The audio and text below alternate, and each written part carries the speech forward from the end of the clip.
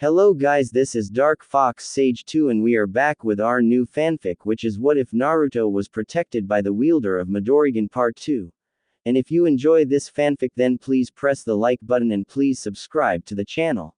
It motivates me to upload more fanfic like these for you all. Now let's start the fanfiction. An excerpt from the memoirs of the Nadaim Raikage. A summon contract is much more than a scroll signed in blood and held by a summoner, an individual that has a summoning scroll in their possession. It is much more than simply possessing the scroll, for possession alone is not enough to summon. After obtaining a summoning scroll, they have to sign the contract in blood, which may not always occur. Some summon clans even have tests before one can even have the privilege of signing the contracts, as many contracts have been copied over the years due to the large number of failures. And after that, they have only become a summoner after they have been accepted by the animal clan of whose contract they have signed in their blood. It is much like a business contract signed between two parties or a treaty signed by two groups. One party shall come to the aid of the other as long as they obey the demands of the other. Some clans of summons ask for their summoners to remain pure, virgins, while others ask them to refrain from vices such as drinking and gambling. Every summoning contract has specific quirks about it that are quite different from another. As time passes, new boss summons are elected, that is the best way to phrase it, even though it is more of a free-for-all amongst the strongest instead of a democratic processes. The first seahorse summon my mother encountered asked little more than providing a source of clean water and for herself and her children to be summoned once or twice every few months outside of battle. After that summon boss had passed on, the next one demanded that she not be summoned unless necessary and to refrain from summoning in general unless necessary, as her clan had grown too weak playing with weak human children. There are several contracts in existence, though many have been since long lost forever to the testament of time. There are several tales of there at one point were polar bear and black bear contracts in Snow Yuki and Hidden Stone Iwa respectively. These two in particular are only a few of the documented, but lost contracts. Other contracts have become forgotten by still lay in existence lost to humanity, but known to a select few, a group who have lost everything and have endured everything. Summons are not subjected to the normal constraints of their non-summon counterparts. For example, seahorse summons do not have to be in a body of water to battle and be summoned, but they need moisture in the air and prefer for water to be nearby. The horse contract does not require solid ground or hospitable climates to battle, but it does hinder their well-beings if summoned in sand, water, or snow. The horses can endure a wider stretch of extremes and can do the physically impossible for normal horses.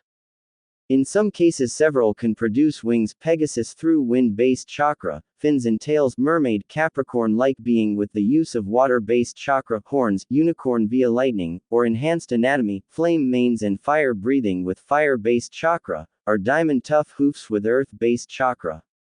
Chakra in some cases enhances the physiology of the summons, while other times specific jutsu can be used in tandem to enhance or reinforce attacks. For example, using an offensive Kaiden jutsu with an oil attack of a toad frog summon creates a devastating environment of flames. Releasing a torrent of water with the gales of an avian summon can create ice, snow-based attacks. The canine summons are known for their high libidos and intense loyalty and devotion to those summoners who have treated them with honor and dignity.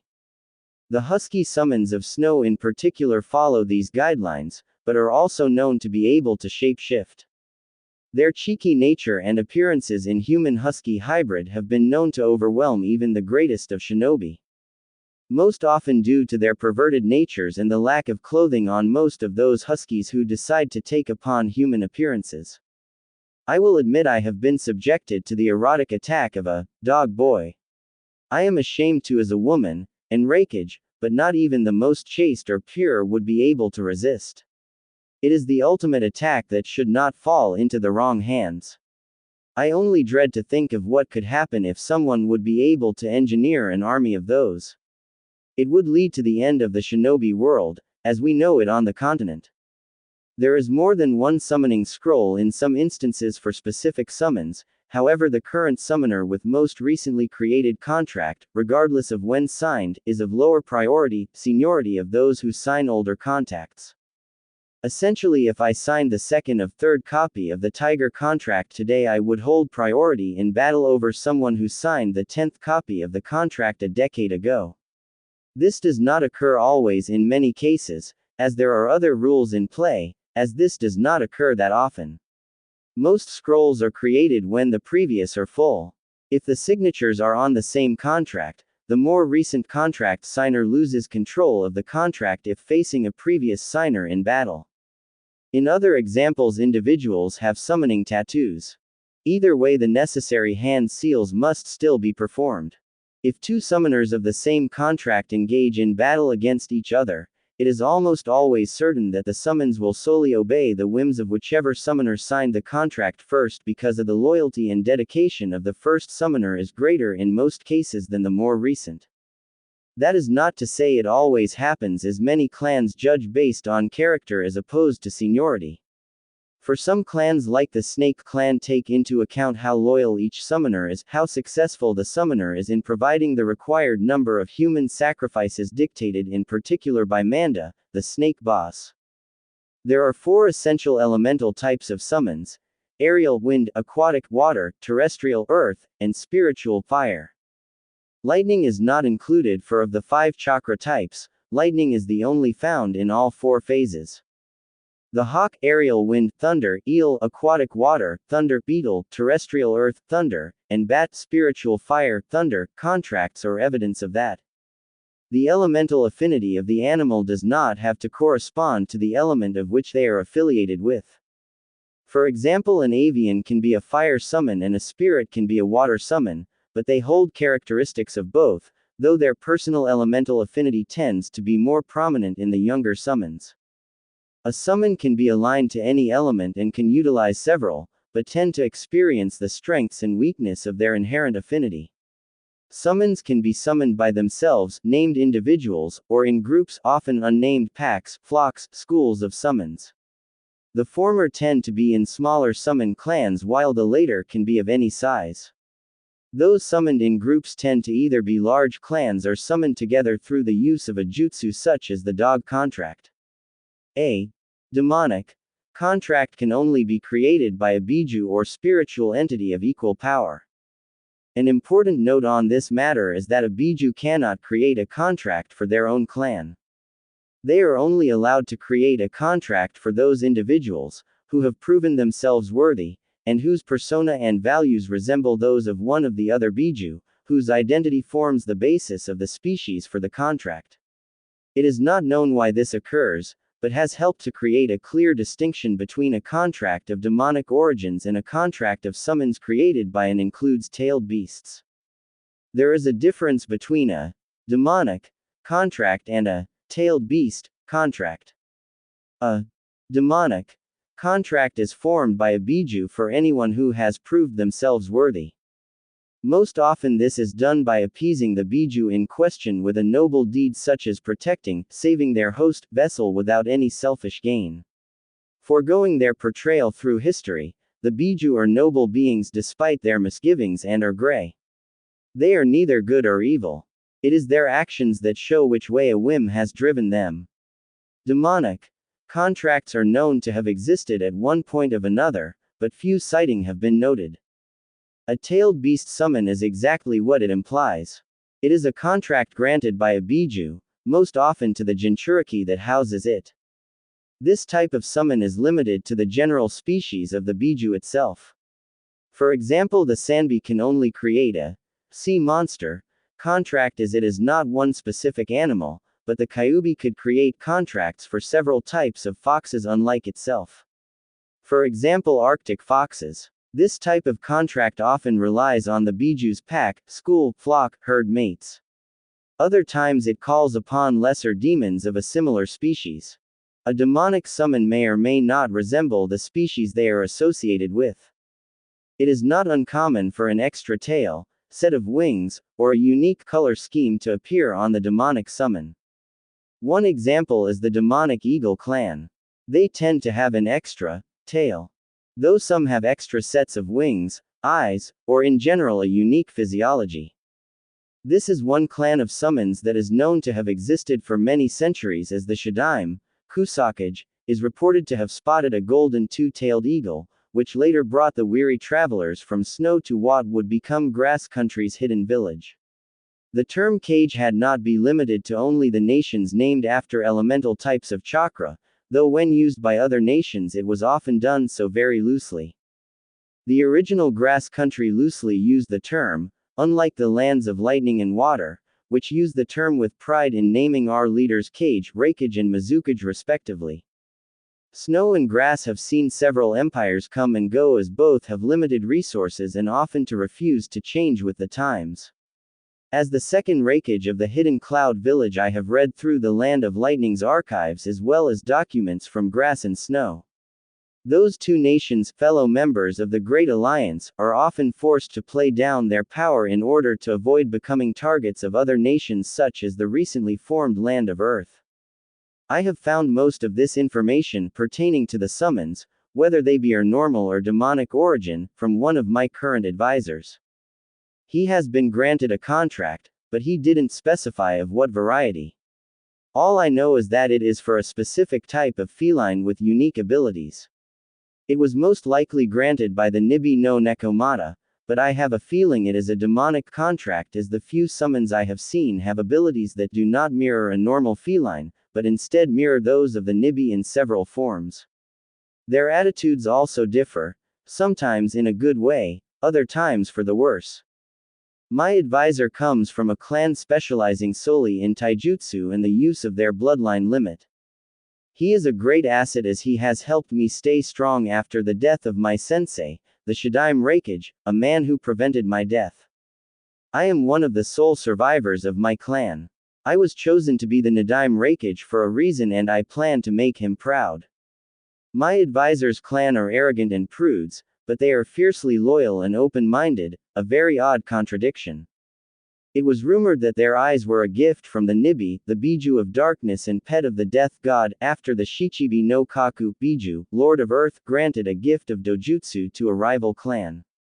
Though it has also been rumored the six-tailed weasel Biju, the Rokubi, Biju of lightning, may have granted the most hated Kekkei Genkei to the most vile human in the existence of the world, more vile than all of the Biju combined. It should be noted that exact origins of the rival dojutsu are unknown. Some say they descended from the other clan. Others say they were always two separate clans. Either way, the one thing many agree on is that a Biju, or tailed beast demon, had granted the greedier and more arrogant clan with a dojutsu infamous for stealing from others. Any individual caught with it within the Great Alliance nations has been given a seal, if they complied, or eliminated.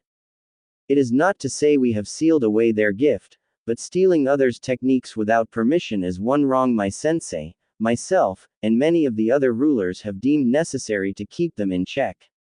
The clan who was rumored to be in favor with the Nibi have become renowned for their skills in the medical field, especially for the fine, almost perfect chakra control they possess as a whole. They have tend to stay clear of ninjutsu, but those who explore medical jutsu excel.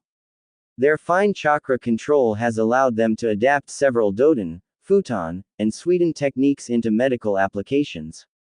Their accomplishments have kept the great nations running for so long, for despite their arrogance and pride they are able to put it aside for the betterment of mankind as well as for the glory and benefits of becoming famous throughout the continent for their revolutionary discoveries. Yes, they are arrogant in their own right, but they have done so much good for the world that no one says much about it, for we fear the loss of their great medical skills which they do for little or no charge. There is a rumor that some of them are trying to flee our nation, but it would be of little significance, as they will not get far. And even if they do, the most powerful have pledged loyalty to Kumo for eternity.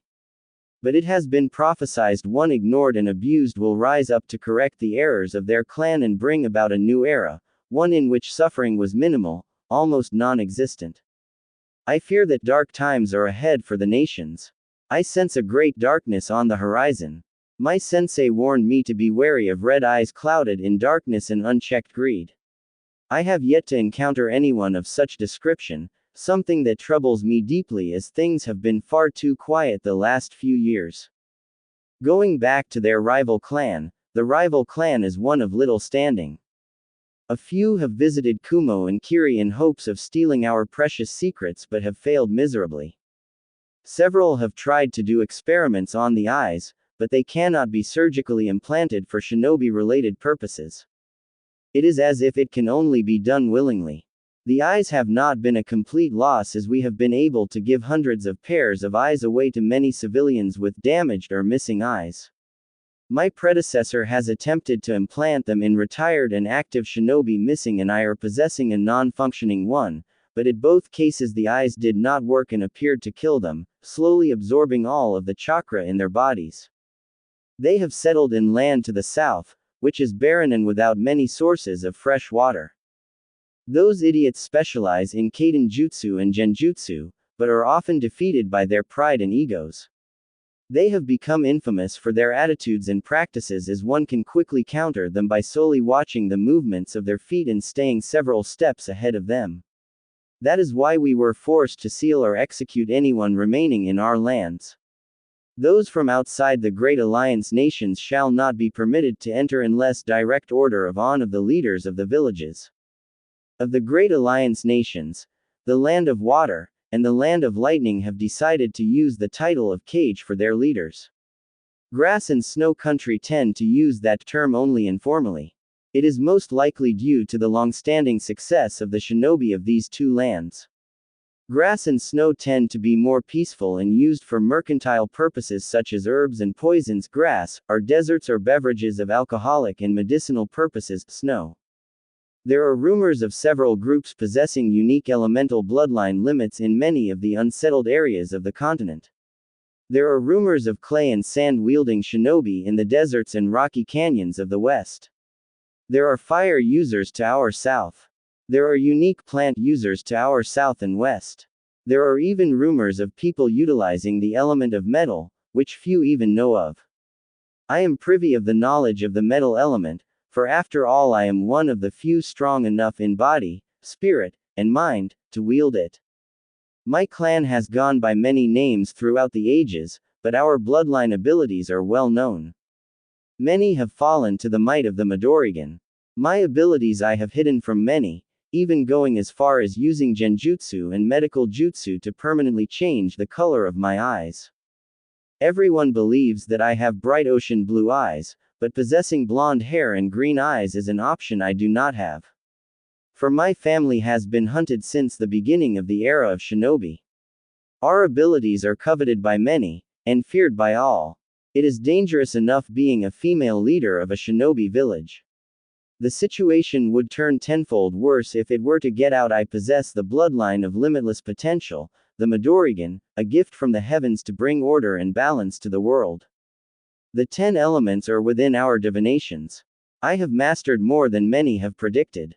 At the prime age of 26 I have already mastered several of the elements of the moon, water, wind, wood, and of the sun, earth, fire. It is unfortunate that as the Reikage I have yet to master the lightning element. I know I have digressed from my original intention of writing a scroll explaining the differences between certain summoning contracts, but I feel that is more important for the future of our nations to explain who is responsible for what. In time each Biju shall claim a clan to perpetuate its legacy, it is only a matter of time. For if a Biju is sealed within a person who dies, that is the end of their existence as well. Beware of the snake contract. It is the one to avoid at all costs. It has been poisoned by the 8-headed snake, yes 8 heads and also 8 tails, similar to a hydra. My Miyaki. Nadaime Reikage. The difference of one shinobi. Little had changed in Konoha since the Kyuubi attack on a first glance. It had appeared as if life had gone on. Unfortunately everything was not as nice and as simple as everything appeared from the surface. Konoha was currently in an unstopped one-way spiral to self-destruction. The reason why lay in the life of one child, Naruto Uzumaki. Said child held the demon fox lord, the Kyuubi no Kitsune, within his body and soul at a price. While many around the continent, including wave, wind, snow, lightning, etc. would see him as solely the jailer. The shinobi and citizens of the Hidden Leaf Village, Konoha, would only see him as the Kyuubi, the nine-tailed demon fox, reincarnated. Very few in Konoha would see him as what he truly was.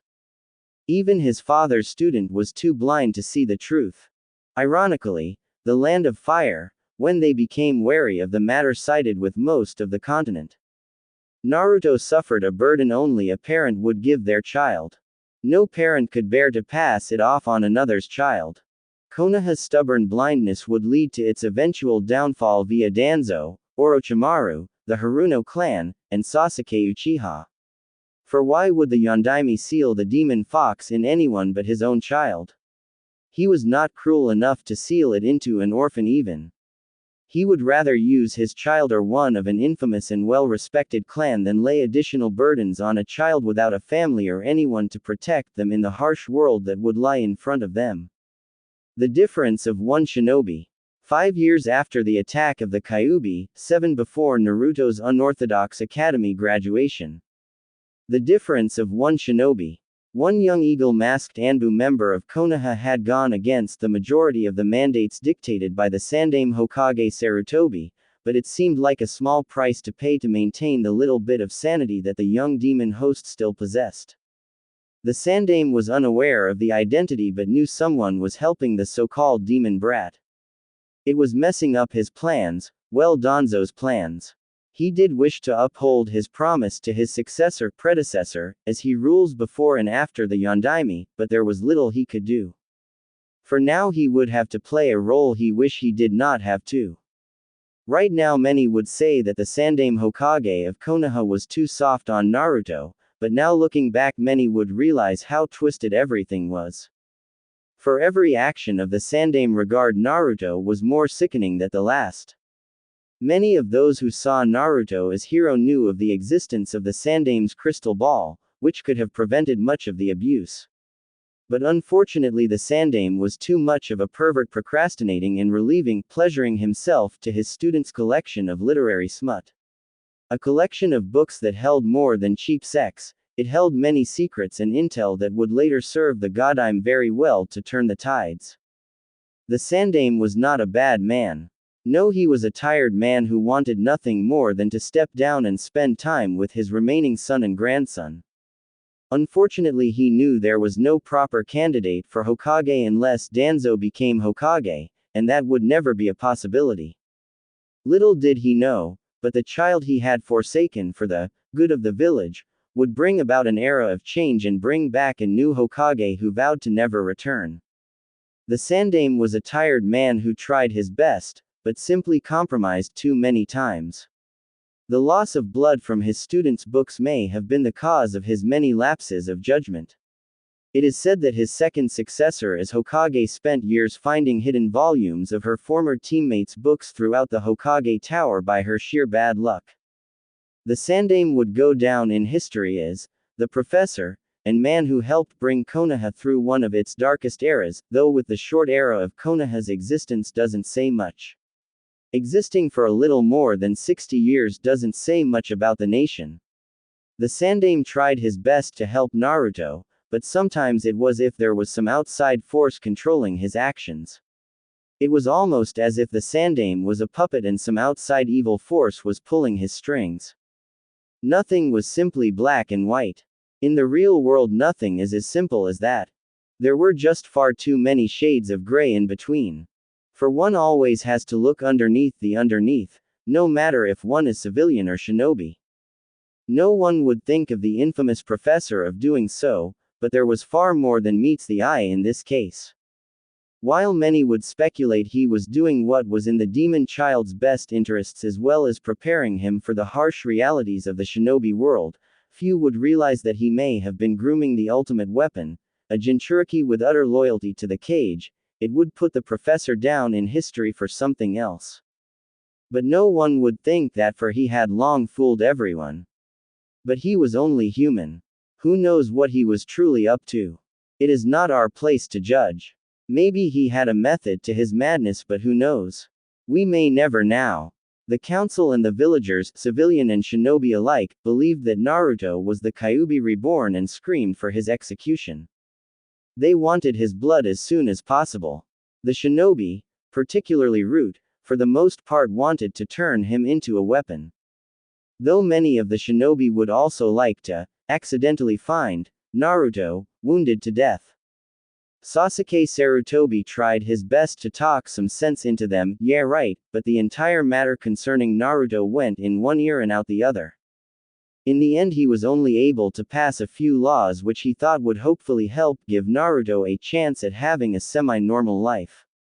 He did so by calling upon a right of a Hokage that cannot be appealed by anyone except the Hokages themselves. And as there were no other living Hokages, he could not and would not be refused what he demanded. If two Hokages existed in the same era and one called upon this right, the second could declare it null and void within reason. The difference of one shinobi. Kumo, hidden cloud village in the land of lightning. 5 years after Kyuubi. Approximately 15 years after Nibi. Estimating Yugito is 10 years older than Naruto, as most of the older shinobi are in their lower to mid-20s, essentially 10 years older than Naruto and company. The difference of one shinobi. The use of several elaborate genjutsu had made him appear different than he was in every manner except that he remained male. He did not care who he resembled. All that mattered to him was that he remained male and would not attract pedophiles like the legendary snake Sanin Orochimaru. No one really knew what Washi looked like. Well, we may never know, for the Yondaime and Hinata's mother were long dead and Rin was nowhere to be found. For they were the only 3 people known to have ever seen his true identity. Hinata's mother and Rin's connections to Washi will be explained later. Even as much as Tsunade hated Konoha, he knew she would not stand for this, i.e. what was going on concerning Naruto, but she would never return, for she had lost everyone dear to her, her parents, her boyfriend, her brother, her grandparents, and her great-uncle, but one little blonde boy, young man, Genin, Naruto Uzumaki, would bring her back to the village that she once loved, and would finally allow Tsunade's old wounds to finally begin to heal. He would become the reason she would love the village once more. A village who had crushed the dreams of her loved ones had inspired her newest precious person to pursue a dream she had fulfilled for her loved ones. She had never imagined she would become Hokage while all of those around her wanting to rule the village, but she took control of the village to give the boy who changed her life a fighting chance at fulfilling his sole dream, something that the years of neglect and abuse had not taken away from him. Who knows, with this new chapter in her life she may even give Jiraiya a chance, maybe an iceberg's chance in hell. The Anbu just knew young Naruto had it in him to return Konoha to its former glory and to a new level of greatness. Well, most of them did. For Anbu tracked Naruto on a daily basis within Konoha since he turned 6 for some reason or another. Many of the Anbu respected him for the burden he carried. Though several such as Kakashi Hatake refused to see him as anything but a burden and a monster. It was only by the old bylaws that he was forced to take Naruto. The top and bottom students are always paired together, and often fail to even become squads.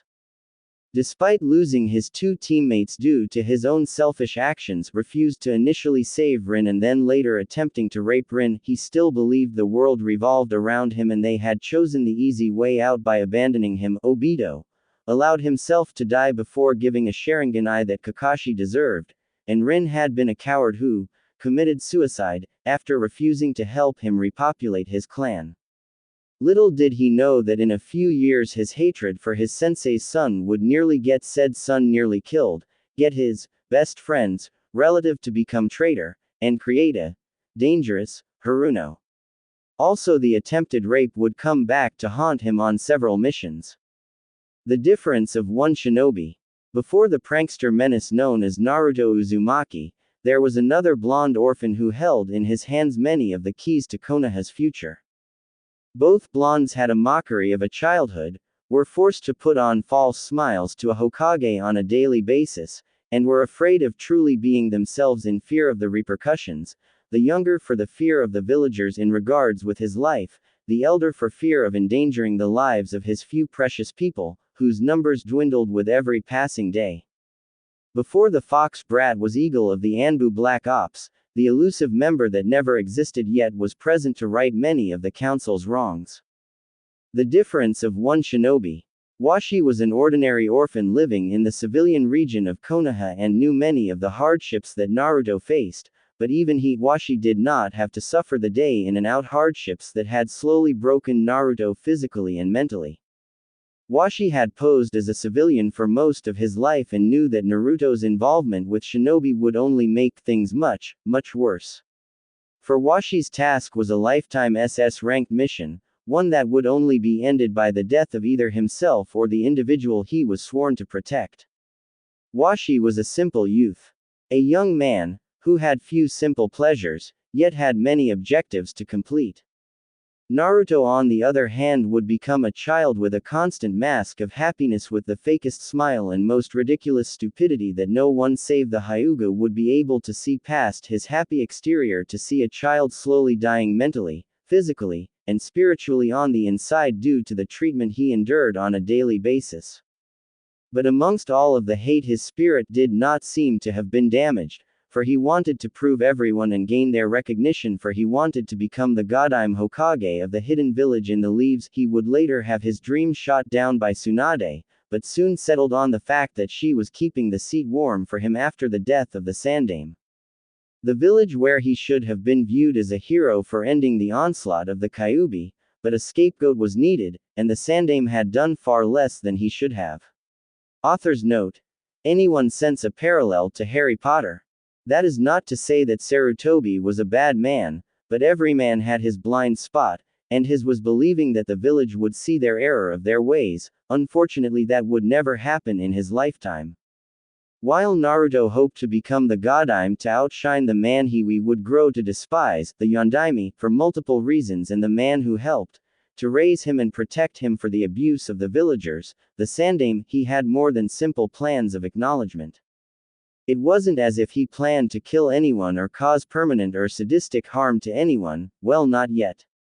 Instead, he would reward those who obeyed the dying wish of the Yondaime. And those who disobeyed would learn the cost of being blinded by their misplaced anger. Those who spoke were as bad as those who attacked. Words are as sharp as kunai and as dangerous as a powerful jutsu. Staying by the sides and doing nothing is almost worse than disobeying the Yondaime's order. And no, the villagers had no solely broke the edict of one Hokage. Oh no, they broke the edicts of two Hokages. Naruto dreamed of becoming Hokage, to be acknowledged as something other than the demon fox brat. He knew it was unlikely, but would do it anyway, for what did he have to lose? Even if he didn't become Hokage, he would have better skills to protect himself. While Naruto wanted to make changes the democratic way, our other blonde, Washi, had a greater calling for doing the more hands approach. Our infamous eagle-masked Anbu friend was a virtual unknown to the entire shinobi world, but he was loyal to those that knew him. He didn't even know if Washi was his birth name or not anymore, for he had been going by Washi for so long. For all he knew, that could have been the name he was given by one of the attendants or a doctor or nurse. No one knew who he was except for the Yondaime. Sure, Hiyashi's wife and Kakashi's teammate Rin knew who he was, but only Arashi was completely privy of his two lives. Rin knew a few things, but she never saw the entire picture. The Hyuga clan head's wife only learned by a twist of fate. And only Rin and the Yondaime truly knew what he looked like, though Naruto did know Washi had blonde hair and was only a few years older than him. Naruto guessed 6 or 7 years tops. Thus was the genius of the Yondaime's plan. Who would suspect an Anbu to take a mask for which they were named after? Who would suspect a civilian orphan of being an Anbu? Even the most seasoned shinobi would not to be likely to be looking underneath to that extreme. Despite the sittings of a masked shinobi in an eagle mask, there was never a mask made for an eagle. In all actuality, it was one of the few animals forbidden from becoming masks in Konoha. One other such animal is the slug. There was never an order for one to be commissioned. There was no trace of one ever existing. exactly as necessary for the plan to succeed. And thus lay the genius of his Yondaimi's plan. The difference of one shinobi, young Washi, had made his way to the hidden village in the clouds Kumo, in Lightning Country with the cloud shinobi without many problems. Oddly enough, they ran into no Konoha ninja on their way out of Konoha and Fire Country. It was incredibly odd as they were traveling upon one of Konoha's more frequented trade routes, one that was often used by the daimyo and his samurai when traveling to Konoha and by the caravans that came from other nations with food and other everyday items that were imported on a frequent basis. This entire thing left a weird taste in Washi's mouth, for despite his great mind he was unable to fathom what was going on. The road was frequent by shinobi and samurai, but today they had not encountered a single traveler in either direction or in a 200-meter radius around them. For a moment he believed it was almost as if the Yondaime had set up the entire thing, but then again no one could have predicted that Kumo would want the Kyuubi vessel and the legendary Byakugan of the Hyuga clan, particularly the eyes of the heiress of the infamous clan. Washi could sense the growing tension among the Kumo shinobi as they made their journey to the mountainous region that is known as the Land of Lightning, but said nothing for he feared his life. Not only did he feel he shouldn't trust the trick he had played on them would last long. He had a growing suspicion that there was a sealed biju in his presence. But he allowed that suspicion to take the back seat, for even a biju would be aware of the value of his gifts. Only one spoke to him. She was far less intimidating in some aspects and even more frightening than Ibiki at his worst in other aspects, the one he suspected of housing a biju. Her feline-like eyes were both distant and emotional. They were threatening and heart-warming. Washi was put into a slight trance by them, by their beauty and quirky appearance. They were no ordinary eyes, he knew that much for now. He knew that there was something different about the kunoichi but couldn't put his finger on it. At times he felt as if she was controlling his actions. She had reassured him that the Raikage would take care of everything and that his life was not in danger, for he would live a great productive and long life if he joined the ranks of Kumo and remained loyal and dedicated to the Land of Lightning for the rest of his life. Washi was still hesitant to believe her, but he really didn't have that much of a choice as he was in a difficult situation and was currently fearing the worst. He was pretending to be Naruto and currently did not have much of a choice other than to continue playing along. He hoped the Rokudaime Raikage was a complete fool, but he knew he most likely did not have that luxury, for if his suspicions were correct the blonde female would see right through his charade. Washi cared little of Konoha, but promised he would do what it took to protect Naruto, even if it had cost his life.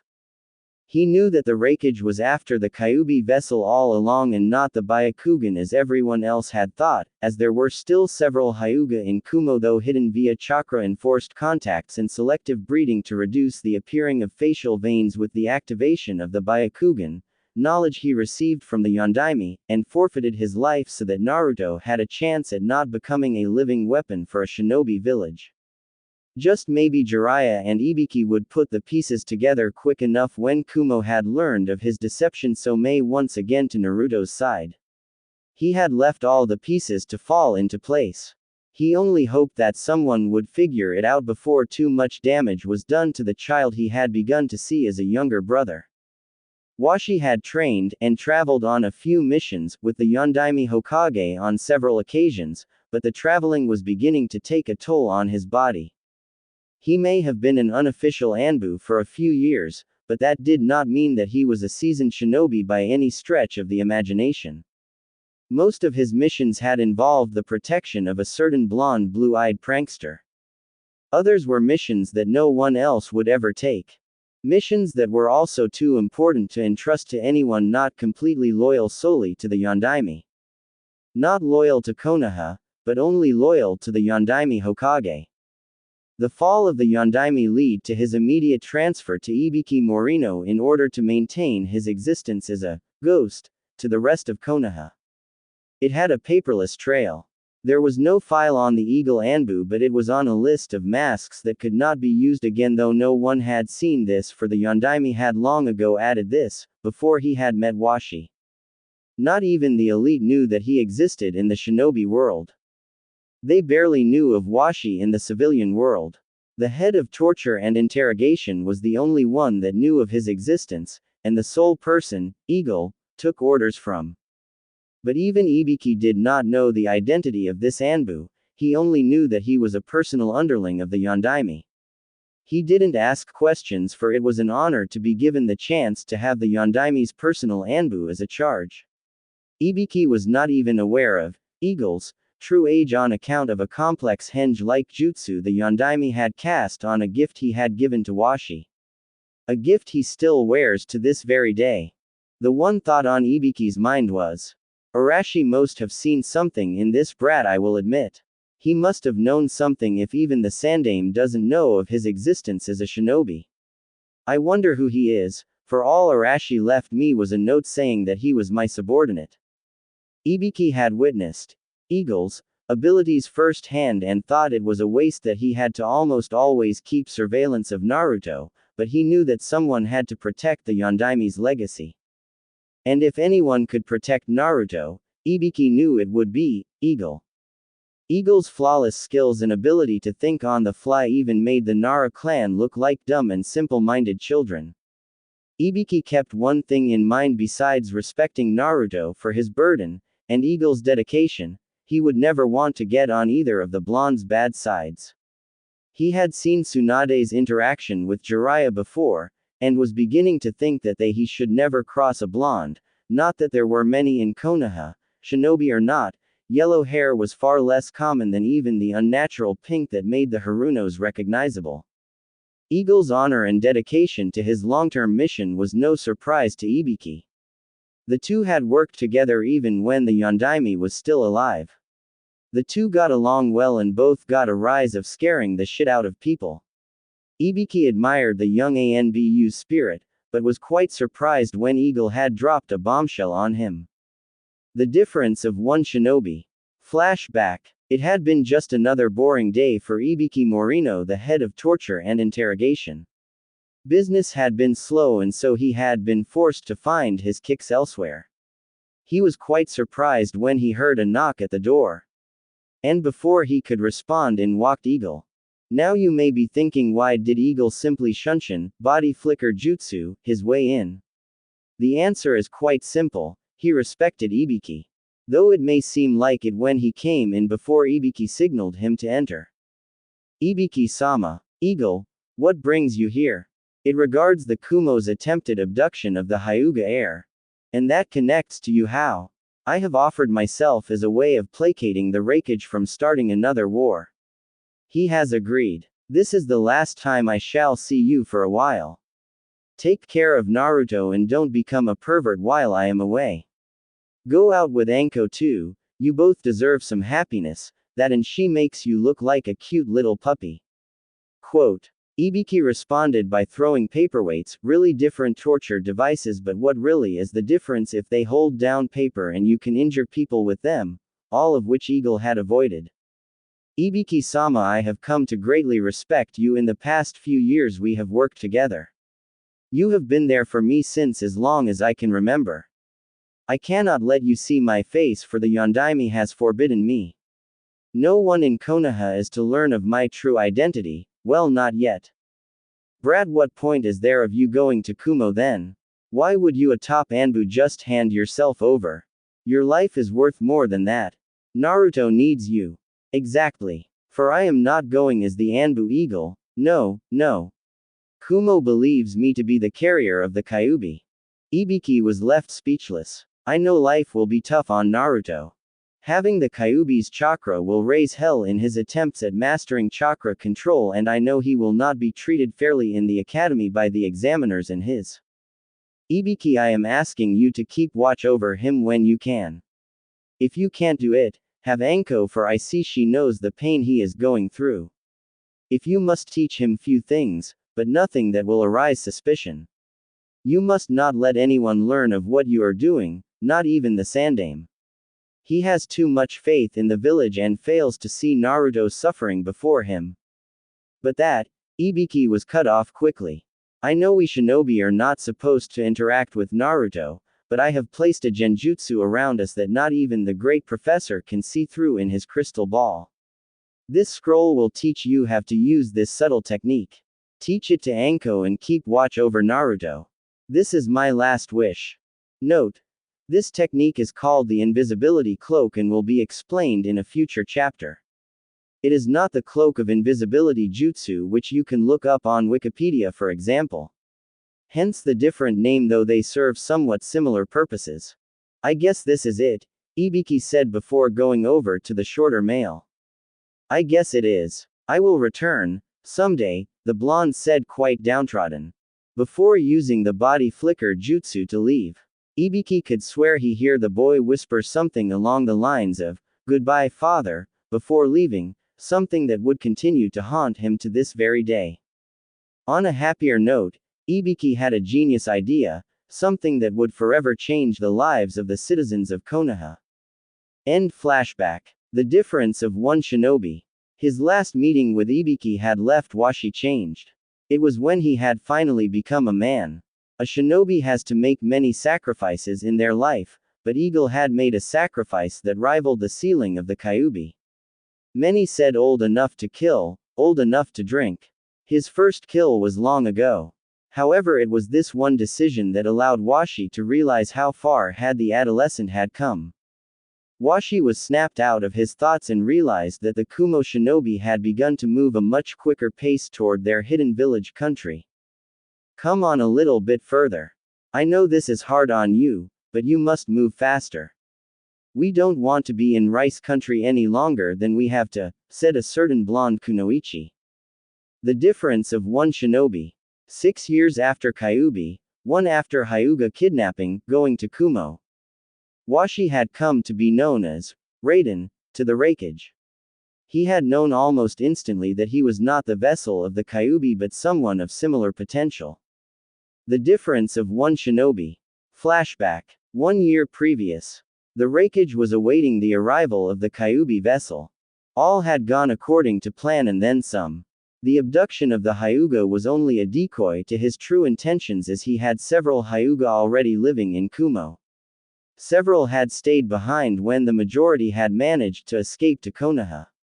The Hyuga thought they could have played him fool by the clan head and his brother switching places, but he was no fool. And then the true creme de la creme was when the Kyuubi vessel offered himself to end the aggression and to avoid the war. After what seemed like months, the Kumo Nin had arrived at the hidden village in the clouds. After a quick meal, shower, and change of clothes, Washi was introduced to the Raikage. The room was emptied and the Raikage had put up a sound barrier. Who are you? I know that you do not possess the Kyuubi. So you have figured it out, going to kill me. And waste your potential. No, I have many plans in store for you. I will admit this is a minor setback, but you will go far under my tutelage. What is your name? I don't have one worth mentioning. I was an orphan in Konoha. The Raikage noticed the boy tense as he lied, but played along. There was something familiar about those green eyes that he couldn't put his hand on. From this point you will be known as Raiden and my apprentice.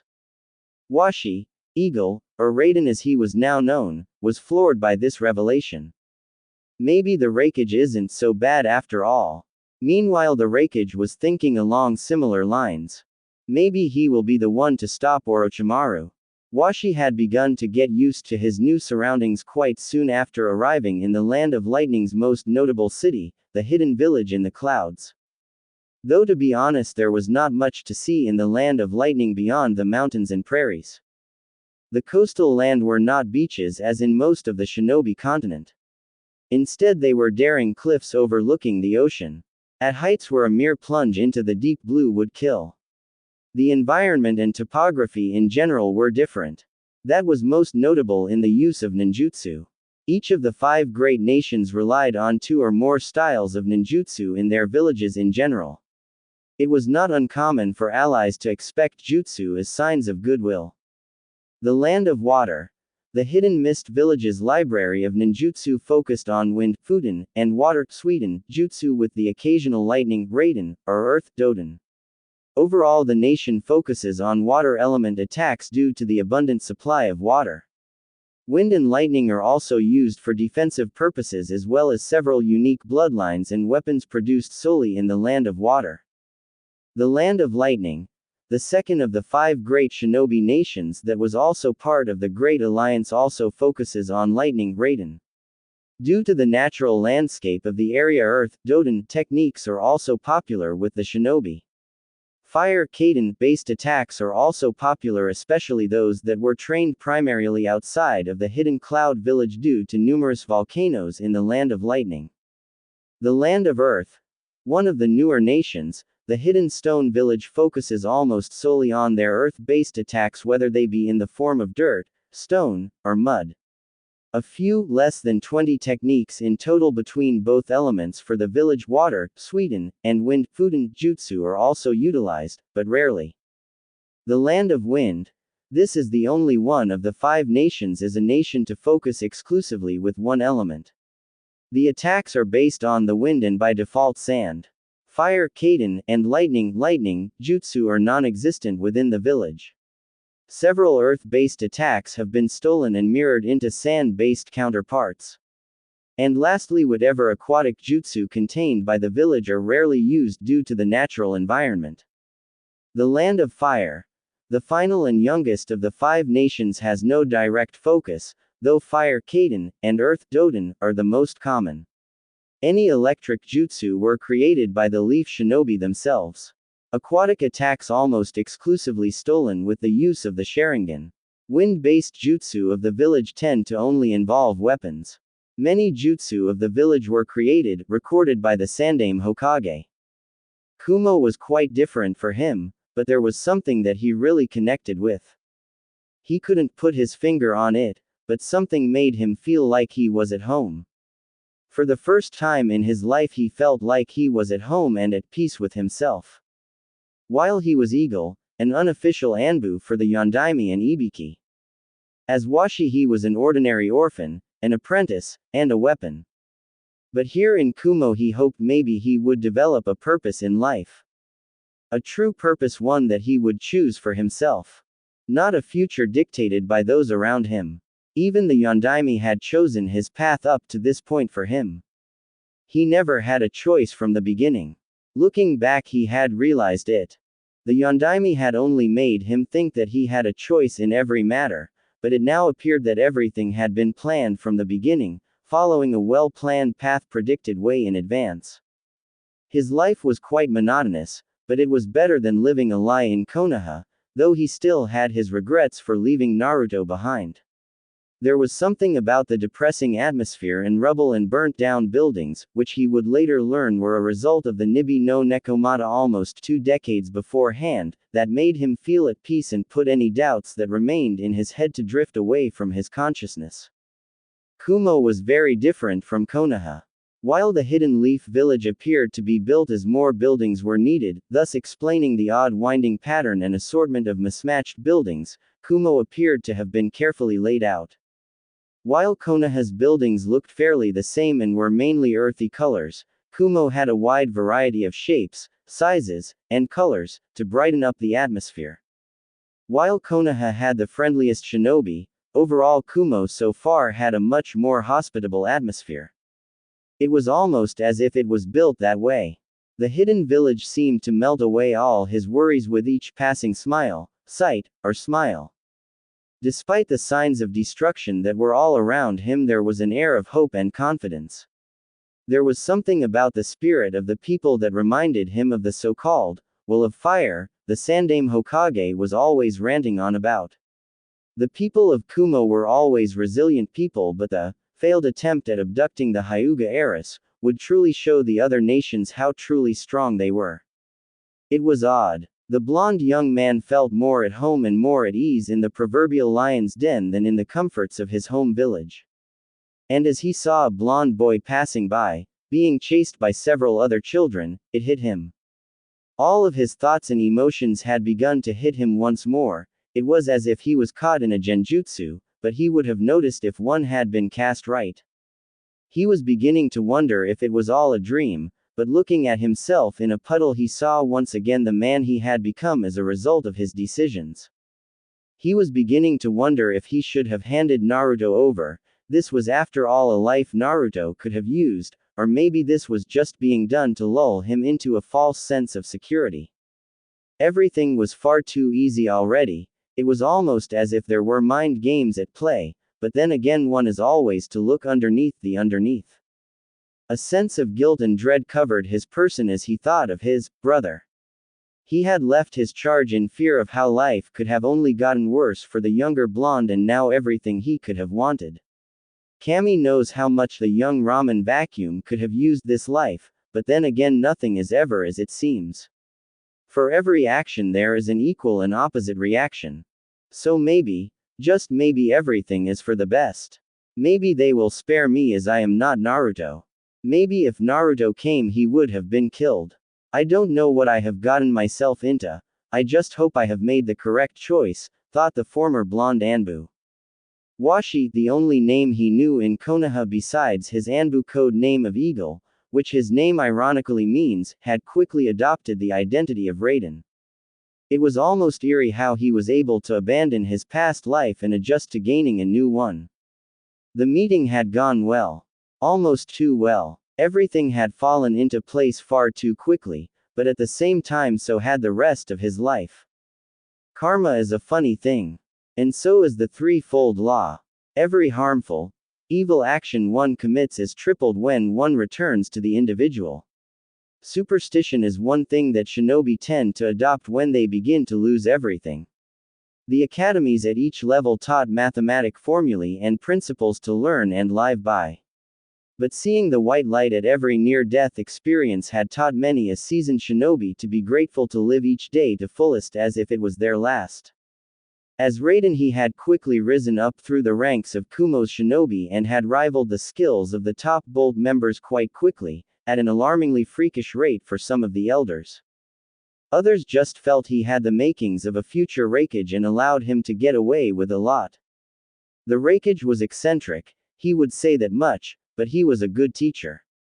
The perverted old man would often wander off and leave Washi, Raiden alone to learn things on his own, and by doing so he was forced to pour more concentration in the process, thus enabling Raiden to completely master several unique jutsus sooner than expected. But as a Kumo shinobi he had never participated in missions as Raiden. Raiden was the Raikage's personal servant, who satisfied all of his needs, whether they be sexual, emotional, physical, or spiritual. It was what he was to become when he first arrived, when it was learned that his shinobi had acquired the vessel of the Kyuubi no Kitsune. For the Raikage had wanted nothing more than to break the Kyuubi's jailer first. But then upon seeing the young man in front of him he had hatched up an ingenious plan to get revenge on several of the clans that were thorns in his side. Namely the Pink Banshee clan, the Haruno clan, a thorn in the side for many a Kage and many clans in general. It had been far too long that the evil pink hair people had lay ruin to many a hidden village financially and as well as internally. It is still a mystery how they remain in so many hidden villages, yet no Kage is truly aware of the matter. Something that should be blatantly obvious as a possible national security threat. As time went on, Raiden was his daytime identity. An identity that was his cover, as who would notice if he vanished at night. For the servants and council members knew better than to enter the Raikage's love dungeon, personal chambers. The so-called personal chambers were always known for their personal uses ever since the days of the Shadaime Raikage. Each was known for their eccentric tastes and irresistible secrets. A S&M love dungeon. A palace of pillows and jewel tones. A minimalist den with nothing more than a simple bed and a few bottles of Grass Country's finest sake, the only female Raikage. Even an underwater oasis. Each Raikage had their own tastes and each brought something different to the table. The personal chambers of the Raikages were what allowed them to obtain greatness and forever alter the course of the nation under their jurisdiction. The Raikage's ulterior motives were not known at the time, and slowly but surely he had begun to fill the void that once was occupied by the Yondaime Hokage. Our blonde friend had great potential that rivaled his former sensei's, though only a few other people knew their relationship, for the Eagle of Konoha was virtually non-existent, and the Yondaime only had 3 students, Kakashi Hatake, Obito Uchiha, and an orphan girl named Rin, whose significance will be explained later. It was a shame how the newest and supposed most liberal of the 5 nations was the most narrow-minded. Not even the Bloody Mist was as hung up as the infamous bigots of Konoha. The Hidden Leaf Village was the exception to the rule in the Land of Fire. The Fire Daimyo was very disappointed with the Sandaime in general, but what could one do? Ousting a cage would be a sign of weakness. No matter how bad the Sandaime was and how corrupt the council, replacing both could cause civil war, in the Hidden Village at least, for no one cared about the clans that lived in Konoha. The civilians were replaceable. At first Raiden was the subject of much gossip. He was the first male servant that the old 40s Raikage had taken up. Many were beginning to see this as a sign of the Rokudaime's incompetence. Those who saw the immediate resemblance to his late son saw it more as something that would bring back the part than vanished with the death of Takaru. It was not the first time and would not be the last time that a minor was taken under the personal protection of the Raikage for less than satisfactory reasons. It was a very touchy subject. Was the Raikage a pedophile? Was he trying to get a second chance? Or was he just lonely and took up the chance to right his mistakes with someone who looked almost exactly like his late son Takaru? No one dared to ask him directly. Instead they gossiped from the shadows, unaware that the Raikage was well aware of what they were talking about. The difference of one shinobi. To some, Kumo was not as peaceful or as aesthetically pleasing as Konoha, but it was much better organized and modernized, which is quite ironic considering Konoha is much newer and in a better area for construction. Kumo had less of an organic feel with the perfectly aligned streets, etc. The buildings in Kumo received their originality by slight differences in style and color. People liked Konoha for its brighter colors and homey atmosphere. Realistically, Kumo was much more beautiful and convenient, but few outsiders lived to tell what they had seen while in the Hidden Cloud Village. The origins of the Hidden Village in the clouds began even before the Mokuton-wielding Shadaime of Konoha had ever entered what is now known as the Land of Fire. The Hidden Cloud Village and Lightning Nation were founded quite early in comparison to the other elemental shinobi nations, only preceded by Snow, Yuki, Water, Kiri, and Grass, Kusa, and in that order they were founded. After the most recent Ice Age, which had eliminated the peak of human civilization, the continent of shinobi nations soon once began embarked on the path to greatness and destruction. The surviving humans were forced to adapt to the harsh environment of a period of frigid weather. The results were the development and use of chakra, and the origin of the Kekkei Genkei, bloodline limits. Man had been forced to abandon all what we now see as being civilized in exchange for their survival. Primal instincts once again took over in a world of the survival of the fittest. Those who changed for the better in order to be better suited for the harsher climate thrived, while the weaker ones, those who did not adapt at all or not enough, died out quickly. Chakra originally originated in humans as pure spiritual energy, essentially the soul and heart, in the emotional sense, that was useless in all but the direst of situations. A greater need and determination to outwit and outlast to become the ultimate survivors slowly gave way to the slow progression of converting spiritual energy to something that could be physically manifested. The bloodline limits evolved after the chakra users become more prevalent in the populations. As humans had become better adapted, this mini ice age had given way to yet another civilization rising from the ashes of another. The first village to be established was the Hidden Snow Village, which eventually brought forth Snow Country. These ice-just-you-wielding individuals had thrived in the frigid terrain due to their instinctive survival skills, but as the village grew and the climate began to slowly become more favorable, individuals began to venture out. The Hidden Mist Village and the Land of Water were next to be established. This island became home to the intrepid explorers that left snow in hopes of a better life. A more favorable climate had led to rapid growth and progress that was unseen in snow. The climate was still quite cold, but much more favorable to a fishing society. About the same time individuals left for what is now known as the Land of Water, another group had left for grass country. This group also had come across an area with more diverse flora and fauna, but of the three this was the one that most closely resembled life today climate-wise. Grass country flourished, but never grew quite large due to their respect for nature and the small number of females that ventured there and the low birth rate. Leaving snow and adapting to new environments had led to different elemental chakra affinities varying in each nation, much in the same way as eye and hair color do. However, the ability that they once all held, the ability to be able to wield control of, high out and ice release, was essentially lost outside of snow, except for one clan in particular in the Land of Water. As humans adapted they lost the ability to have control to some degree of all five elements.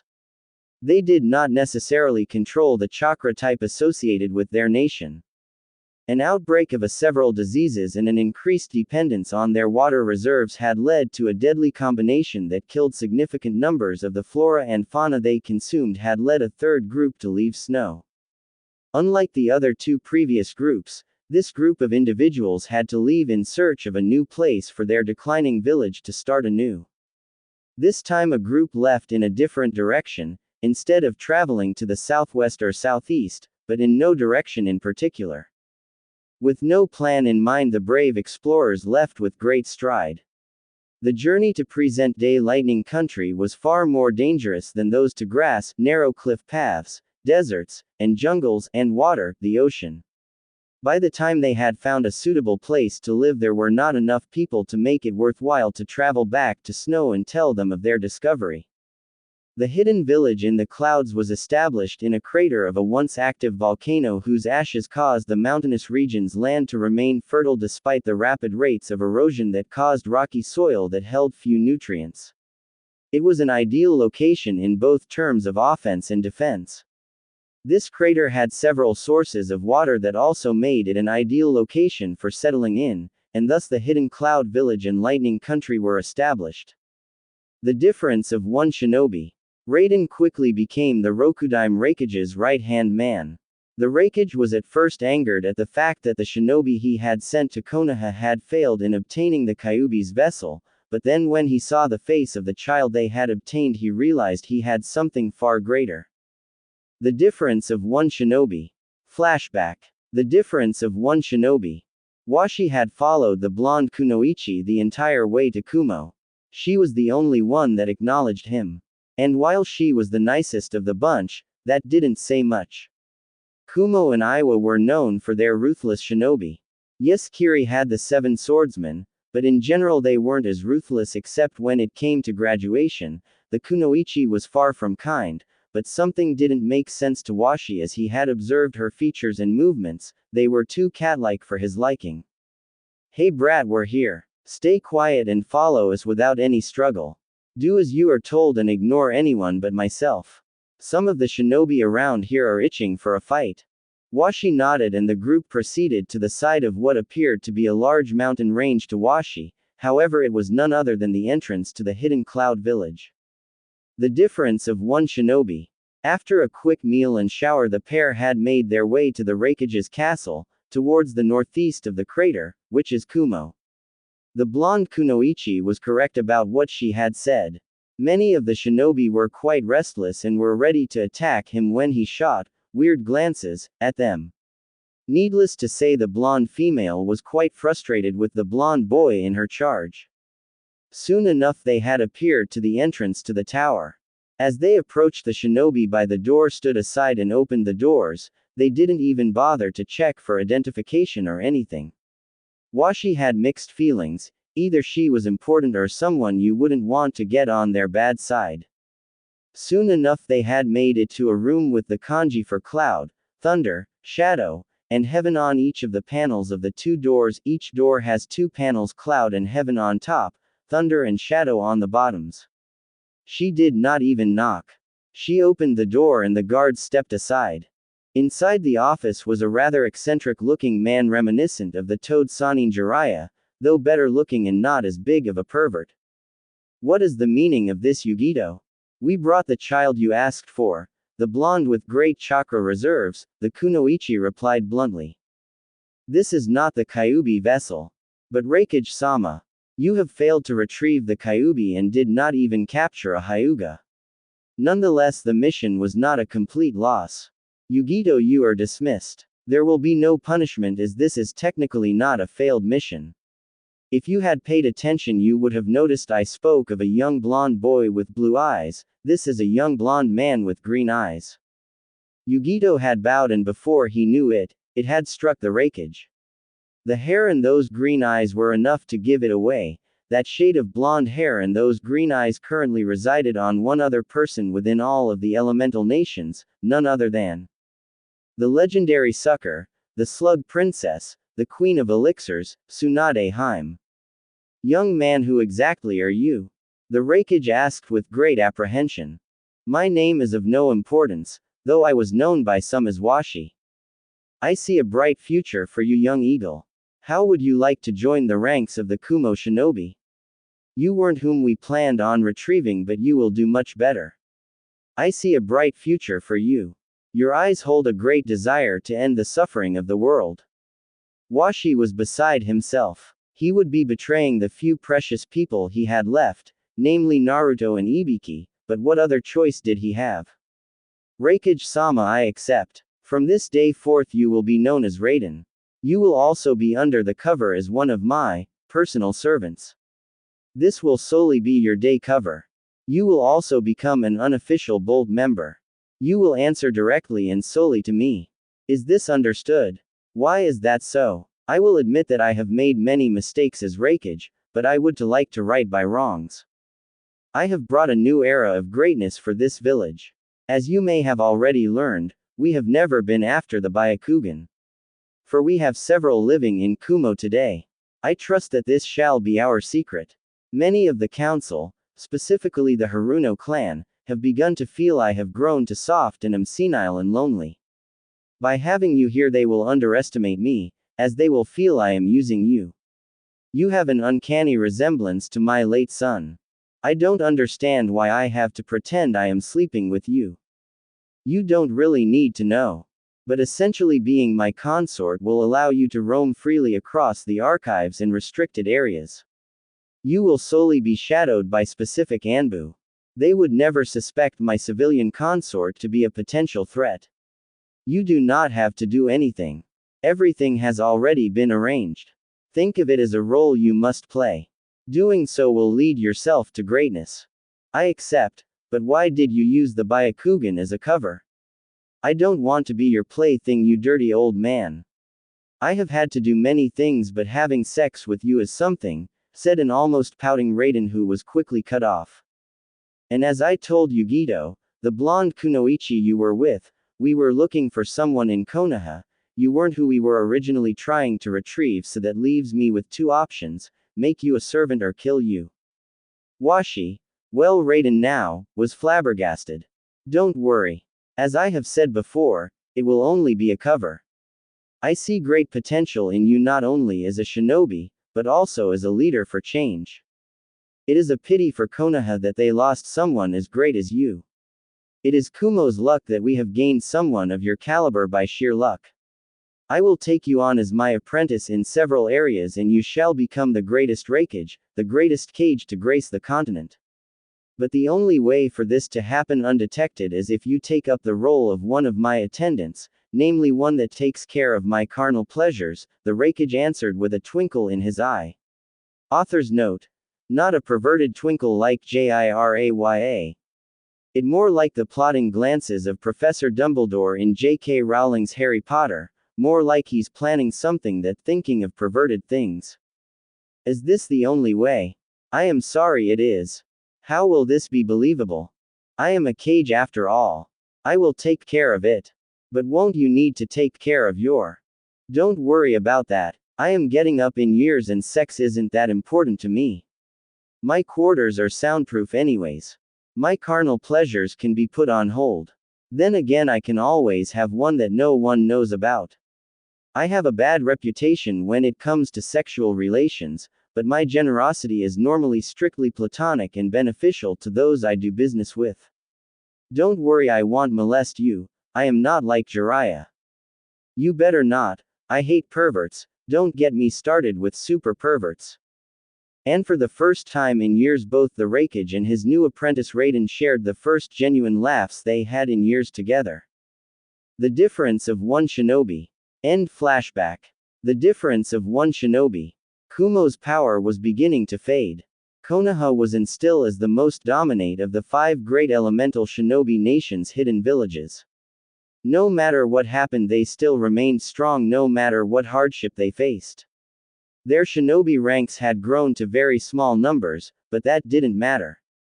Like Kumo, they believed in quality, not quantity. The Nibi's host, Yugito, essentially became young Raiden's older sister in a sense. While not on missions outside of the Cloud Village, the Raikage had her watch his boy toy. For even his top shinobi were unaware of Raiden's role in Kumo's future, only Yugito and a few select Bolt were allowed to follow him. Most only followed him while in the guise of a consort.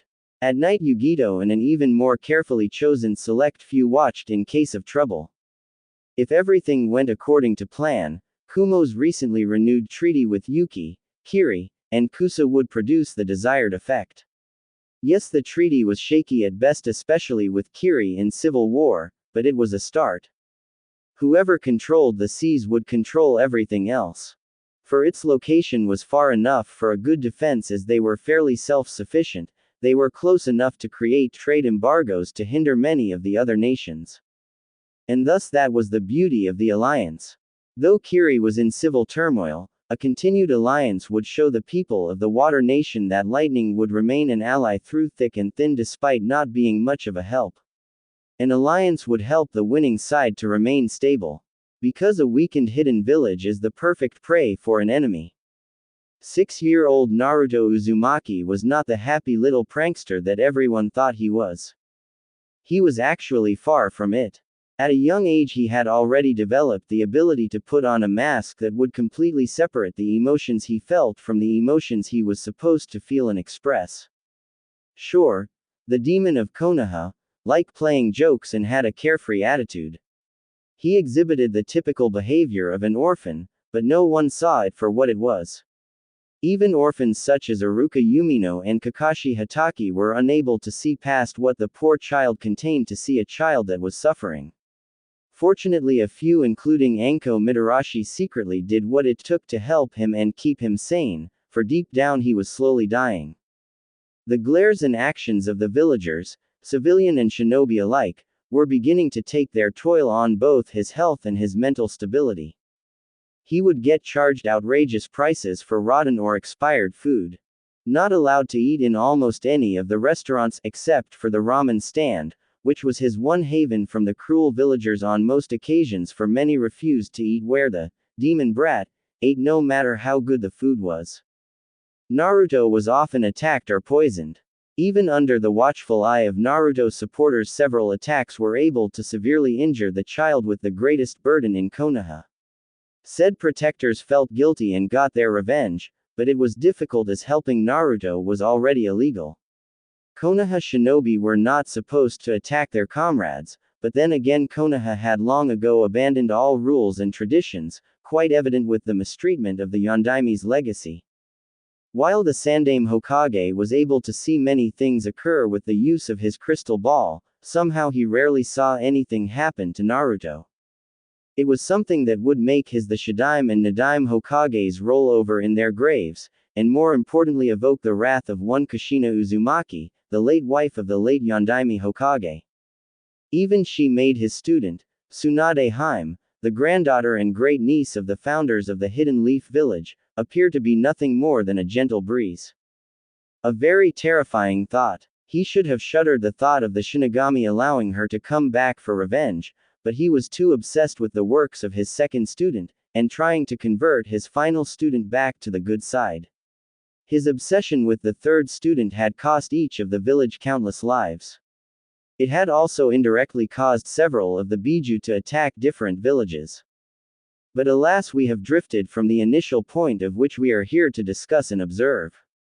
While the Sandaime gave into smut instead of using his brain to use Kage Bunshin to speed through his paperwork, he allowed the greater good to potentially cause the downfall of the very village he was sworn to protect. More importantly, and extremely luckily, he was too obsessed with his perverted orange books to see how attention-starved Naruto truly was, but fear not, his potential would not be wasted for too long, for unbeknownst to the Hokage and the majority of the general populace, a contingency plan had been activated. The contingency plan would solve many of the problems, and the reader should not worry, as the Sandaime will soon see the error of his ways, as he is only human. He should have been allowed to retire and enjoy his smut, but the three potential successors had fled the village. One had fled long ago due to the old monkey's foolish optimism. One had fled for she had enough of losing those she loved to the stupid village of Konoha. The third had left for the closest thing he had to a son was dead, along with the daughter-in-law he had grown close to and had grown quite fond of. And even more importantly, to his knowledge and that of his female teammate, the child they were to raise, love, and train had perished when the hospital was destroyed by the Kyuubi that fateful night of October 10th, though the woman was unaware of her possible responsibilities to the child. The difference of one shinobi. Still 6 years after Kyuubi, Naruto is still 6 at this point, kicked out of the orphanage at age 5. It had officially been 1 year since young Naruto Uzumaki had been left to fend for himself in the cruel world that we know as Konoha, the hidden village in the leaves in Fire Country, and little had changed. And despite all of the orders mandated by the Hokage, a select group of individuals had decided to defy his orders in order to give a child with nothing a chance at having a childhood and a future. Some intervened when drunken villagers and shinobi attacked Naruto. It was sad how the few Anbu that were sent to protect the child were rookies and were known to openly hate the child. The Sandaime was a fool to think seeing the innocent and distraught Naruto would change their views. Naruto would one day begin to choose people's views, but that would be at a later point. For no, the Sandaime had put him a situation of almost certain death if those brave individuals had not decided to step out of the shadows to save his life. Others left him a little money or some milk and ramen. Naruto was barely fed anything. The Sandaime had brought him some food. The Sandaime's former teammates were also to arrange for some assistance for the blonde brat, though it was far less than what was normally given to orphan children. It was not for the budget cuts. It was because of what he housed. No one truly wanted to help the child with their hard-earned taxes. A few even decided to eliminate those who had decided to bring Naruto to the brink of death. Yes, a few brave shinobi had decided to do what was right and stand up for the injustice that was the unwarranted abuse and neglect of the child that was holding the Kyuubi at bay. While many would be correct later on in life that the Kyuubi would die when Naruto did, since the seal had not yet become stable, it would release the Kyuubi. It would not be until Naruto had begun to gain control of the Kyuubi's chakra that killing him would eliminate the Kyuubi no Kitsune once and for all. Or at least that was left to the few who protected the child by the Yondaime. The Master of Seals had left several contingency plans. And so far only 2 were working properly. One involved a young man doing what it took to look out for his son. The other involved the 4 guardians constantly acting as guardian angels. Most of this was done without the Hokage ever suspecting a thing. It wasn't that he hated Naruto, it was just that he was too naive in thinking that Naruto would be accepted as anything but the Kyuubi in Konoha. And by doing nothing but granting Naruto an apartment and a small allowance, he was on the path to creating another Itachi Uchiha or Orochimaru. He thought Naruto would be accepted by having to ask for help in order to get by in life. Unfortunately, no one cared. He placed wishful thinking ahead of what he saw right before his eyes day in and day out. Naruto was abused, neglected, and blamed for anything that others did not want to account for. He had the drive of the 2 infamous traitors to become something great, but the continued pressure of abuse had the possibility of creating an even greater potential danger, as the Kyuubi no Kitsune still wanted to destroy the village. And if Naruto was able to release it through the seal or even through the creation of a demonic summoning contract, The difference of one shinobi. Kakashi Hatake was forced to stand guard for young Uzumaki several times a week. It took almost all of his restraint not to murder the blonde. One might ask why Naruto was only indirectly the cause of the loss of one of his precious people. The others were in fact caused by his own actions, something known to some of the populace, but he refused to accept. The demon was the reason all of his precious people were gone. Well, not all of them. Obito had died beforehand, but he never cared much for the Uchiha. The Sharingan eye was the only thing that loser was good for, was the only thought he normally associated with his former squad mate. Naruto would become a bitter reminder of the friend he should have had, but pushed away with his arrogance and greed for power. His blind ambition had pushed Obito further and further away, each time closer and closer to the young Uchiha's breaking point. The gift his friend had given him before his last breaths was not even appreciated. It would take many years for that to happen. He still blamed Obito for the loss of his original eye, hence Obito had to die for him to gain the Sharingan. Rin disappeared without a trace and was assumed to have been lost during the battle. But then again he only thought of her as a useless fangirl that made a mediocre medic nin. The Yondaime had sacrificed his life to seal the demon fox beast within the blonde boy that Kakashi was no guarding. Unfortunately, that was not the reason. Several people had seen Rin and interacted with her days after the attack of the Kyuubi, but refused to say anything, hoping that the last Hatake would feel remorse for his actions. But when they saw his actions, they felt he did not deserve to know that his remaining teammate was still alive and kicking. The attempted rape was one thing for Rin. But she had a mission to do, that and how Kakashi glared at the young Kyuubi container, the sole child of their former late sensei, was enough to make her want to leave and never want to see him again. But if fate called upon her, every lesson that his sensei had taught him was all in vain. The Yondaime had taught him that while killing shinobi was part of their career path, it should never be fun, something that Kakashi would never truly grow out of.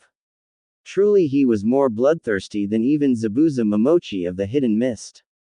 He loved bloodshed and the taste, smell, and feelings of on him more than even the infamous Kunoichi Anko Mitarashi. His unbridled ambition frightened his sensei every day and would continue to do so to his dying day. However, Naruto was good for one thing in his books: target practice. The difference of one shinobi. Ibiki Morino was a man to be feared. The head of torture and interrogation had a reputation far and wide that made him a force to be reckoned with. He was closer to the Yondaime than many knew. The two were good drinking buddies. He was ashamed to admit that he didn't help Naruto against any of the attacks in the first few years because he had no motivation. But the words of a young eagle Anbu had changed everything. Said Anbu had changed his life in many aspects. Because of him, he now had a stable relationship with one Anko Mitarashi. The pair spent every free moment they could making the Kyuubi's jailer's life a little easier. It wasn't much, but they were doing something, which is a lot more than could be said about many other, noble and infamous individuals in Konoha. It was not a rare occurrence that Naruto would find some dango, a new not 2-point weapon, or a scroll or two when he woke up. Anko, on the other hand, was ashamed she could not do more, but she was a very busy person that was often out of the village. What money she didn't put toward her sake and dango, that is all the food she essentially lives off of beyond the occasional sushi and ramen, often went to help feeding young Naruto. She knew what it was like to be called a monster, and more importantly an orphan, and still was treated with suspicion. Anko knew that she should do more, but couldn't. Anything else would arise suspicion. A kunoichi is herself that was rarely in the village for any long period of time could never raise a child, let alone one as scared as Naruto. Neither Anko nor Ibiki interacted with Naruto directly, but the pair made certain villagers disappear. Civilian and shinobi alike were not safe, the deadly duo. The two worked for one common goal and knew it was a long shot but tried anyway. The Hokage did order villagers to be sent to Ibiki or to be dealt with every so often, but Ibiki and Anko also took out the shinobi that failed to honor the Yondaime's dying wishes. The difference of one shinobi. Asuma Sarutobi did not know what to expect of young Uzumaki. His father went on and on about how Naruto was not the Kyuubi, but he didn't know what to think. Sure, after all, his father did not seem to practice what he preached, i.e., he said Naruto wasn't the fox, but failed to protect the child from those who failed to believe that simple fact. Luckily, he knew that the kid was abused by the villagers and some of the shinobi, but it wasn't his problem. He knew that Anko lived a similar life and she turned out pretty normal. Why wouldn't that happen to the blonde? Personally, he didn't care and wouldn't do anything. If people wanted to protect him, it was fine by him. If people were to attack Naruto, he wouldn't stop them unless he was ordered to. The morals of shinobi are often shrouded by a veil of gray, but things such as young Naruto's situation are quite obvious, yet people see and believe what they want to. Their faith in the Yondaime's seals was lacking. The hero, their honor for saving their village, is at the same time dishonored for their inability to place faith in his work. Unlike his on and off girlfriend Kurenai Yuhi, Asuma followed orders, not because he was listening to his father, but because he was a shinobi under the command of the Sandaime Hokage. He didn't care much for the child, but simply did not care, for it was not his problem and had never interacted with the child. Unlike his father, who was too lazy to do so, he simply was not involved, so did not do so. He neither liked nor disliked the child, it was simply too troublesome. If need be, he would help the child. After all, it would be fun to potentially train another wind-aligned shinobi, he had a feeling about that for some reason. Kurenai Yuhi, the Genjutsu mistress and ice queen of Konoha, is much more caring than her cold demeanor lets on. While cold and calculating to most, her actions involving Naruto Uzumaki speak volumes. She may have not stood up for him against raging crowds or rowdy shinobi, but she did intervene. No one suspected her of using genjutsu to protect the Jinchuriki. She further enhanced the invisibility cloak he enveloped himself in. She used her skills when necessary and did her best to avoid him being ripped off in the stores, but she could only do so much. So all in all, the actions of Kurenai, Ibiki, and Anko had built upon a foundation started by the Eagle Anbu to prevent Naruto from cracking and to attempt to provide him with a childhood. Asuma would eventually see the light and put in effort to help. The difference of one shinobi. Maida Guy was another story altogether. Konoha's beautiful azure beast had taken it upon himself to spread the flames of youth in an attempt to brighten Konoha's future. Two shinobi in particular would be forever changed by the knowledge he had imparted them with, the first being his clone Rock Lee, and secondly Konoha's #1 most surprising ninja, Naruto Uzumaki. Konoha's taijutsu experts saw something most unyouthful one day, something that would forever the course of Konoha's future forever. The difference of one shinobi. Flashback. The difference of one shinobi. Maida Guy had just completed another one of his challenges with his eternal rival, Kakashi Hatake. And oddly enough, the underdog, Guy, had come out on top in a battle of womanizing. No offense to women, just thought it would be a funny challenge with Guy being more physically unappealing than Kakashi. The culprits had long lost their flames of youth. After walking several blocks from the bar he usually met at with his eternal rival and their friends, Guy was making his way back to apartment. He had little mastery over the drunken fist style, so he had little control of what he was able to accomplish while under the influence of sake. Through as unyouthful as it may seem to partake in consuming alcohol, Mr. Nice Guy enjoyed it nonetheless, one of the many things that confuses his friends to this day. Yosh. No one seems to have burning flames of youth anymore. If I do not find a person with them in 3 hours, I will leave Kakashi alone and start bothering Anko. Guy was pretty serious to wager his eternal hip rival Kakashi Hatake and to risk his life with attempting to make the very irritable Anko Midorigan his new rival. And sure enough, he had come across a scene that was all too familiar to many of the villagers and some of the shinobi. It was October the 10th and Maida Guy had completely forgot about that. This was the first time since that fateful day that he had the night off. It seemed like just another day. Well, that's how it had begun. But now things were starting to move in a different direction. The flames of youth cannot save everyone from despair and abuse. As our favorite shinobi clad in a green spandex jumpsuit and a bowl cut with huge eyebrows continued his journey, a huge crowd with pitchforks and torches had begun running past him. At first he had thought of nothing of it. When he heard jutsus being called out, he didn't think anything of it because it sounded as if the Konoha shinobi were ending the chaos caused by the mob. However, that was not the case. Instead, Guy had heard a child cry out with a tone of despair and fright. Our self-proclaimed nice guy did his pose before jetting off towards the cries of the child. And when he had approached the scene, the sight had disgusted him. A squad of Anbu, several prominent shinobi, including Kakashi Hatake and the Inoshika Cho trio, were giving it their all to eliminate something. And as he approached closer, he saw what it was, the Kyuubi host.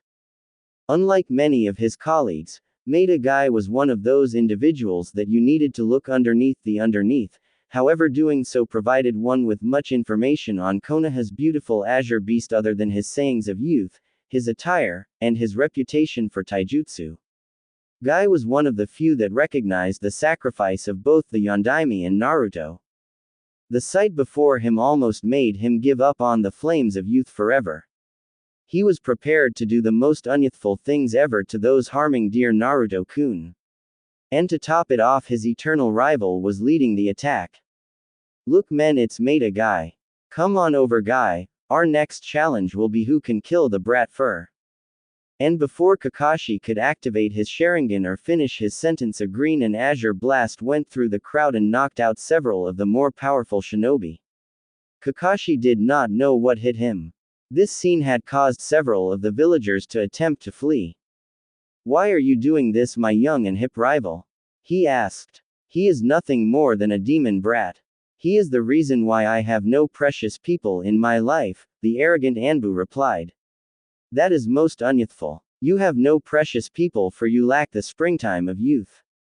These flames allow you to grow and move on from the past. However, you, my eternal rival, dwell on the past and those most unyouthful orange books to distance yourself. That is why you have no precious people. Many of those there were flabbergasted. Kakashi attempted to kill his rival, but Guy was always 2 steps ahead of him. Guy only defended himself. He did not make any moves to attack his rival. Then another Anbu squad had arrived, this time with a particular Anbu with a cat mask. Guy-san, please take Naruto to the Hokage. And before he could receive a response, the green and azure blur had begun his way to the Hokage tower. Many of you shall die instantly for breach of the Third's decree, several gasped. Others will spend 3 months with Ibiki Morino and Anko Mitarashi. Many looked like hell had frozen over. Others will find several repercussions in their careers and certain possessions being burned as we speak. And within an instant the entire crowd was taken care of by the cat Anbu and several others. His eyes alone freaked the hell out of the civilian villagers. The majority was executed on sight. Others were sent to Ibiki and Anko by demand of the Hokage. He wasn't about to let certain people take the easy way out. The Inoshika Cho trio looked terrified for once, for they were in the wrong place at the wrong time. Anko was prepared to have a field day, but not before their wives had a word. Shikaku Nara in particular was dreading what he had in store for his involvement in tonight's events from his ever so troublesome wife. Kakashi Hatake, captain of an Anbu squad, wielder of the Sharingan, the man who stole over 1,000 jutsu, was terrified for the first time in his life. But he had not regretted anything beyond not being able to kill the child that was the reason his sensei and his teammate Rin were gone. Not only was his life potentially on the line, but also his favorite orange books could possibly be banned. Meanwhile, I have called this meeting for events that have just transpired in the village moments ago. The majority of the clan heads were angered by being awoken by Anbu in the middle of the night. It seems certain individuals, including several prominent clan heads, decided that they had the rights to eliminate the child that houses the 9. Before the Sandaime could finish. That child is nothing more than the fox. He's a demon. That child cost us the Yondaime. However, these three sentiments were common throughout the town, but those that spoke the first two were eliminated on spot in that meeting room. All of you know have breached my decree concerning Naruto Uzumaki and the Kyuubi no Kitsune. You are all sentenced to death. The Sandaime had said so in a tone that even caused his former teammates Kaharu and Homura to flinch. Sarutobi had never been this cold. In a flash, all those who had connected Naruto and the Kyuubi verbally were eliminated on spot in front of the other council members. It is a disgrace that few of you have faith in the Yondaime's abilities with seals.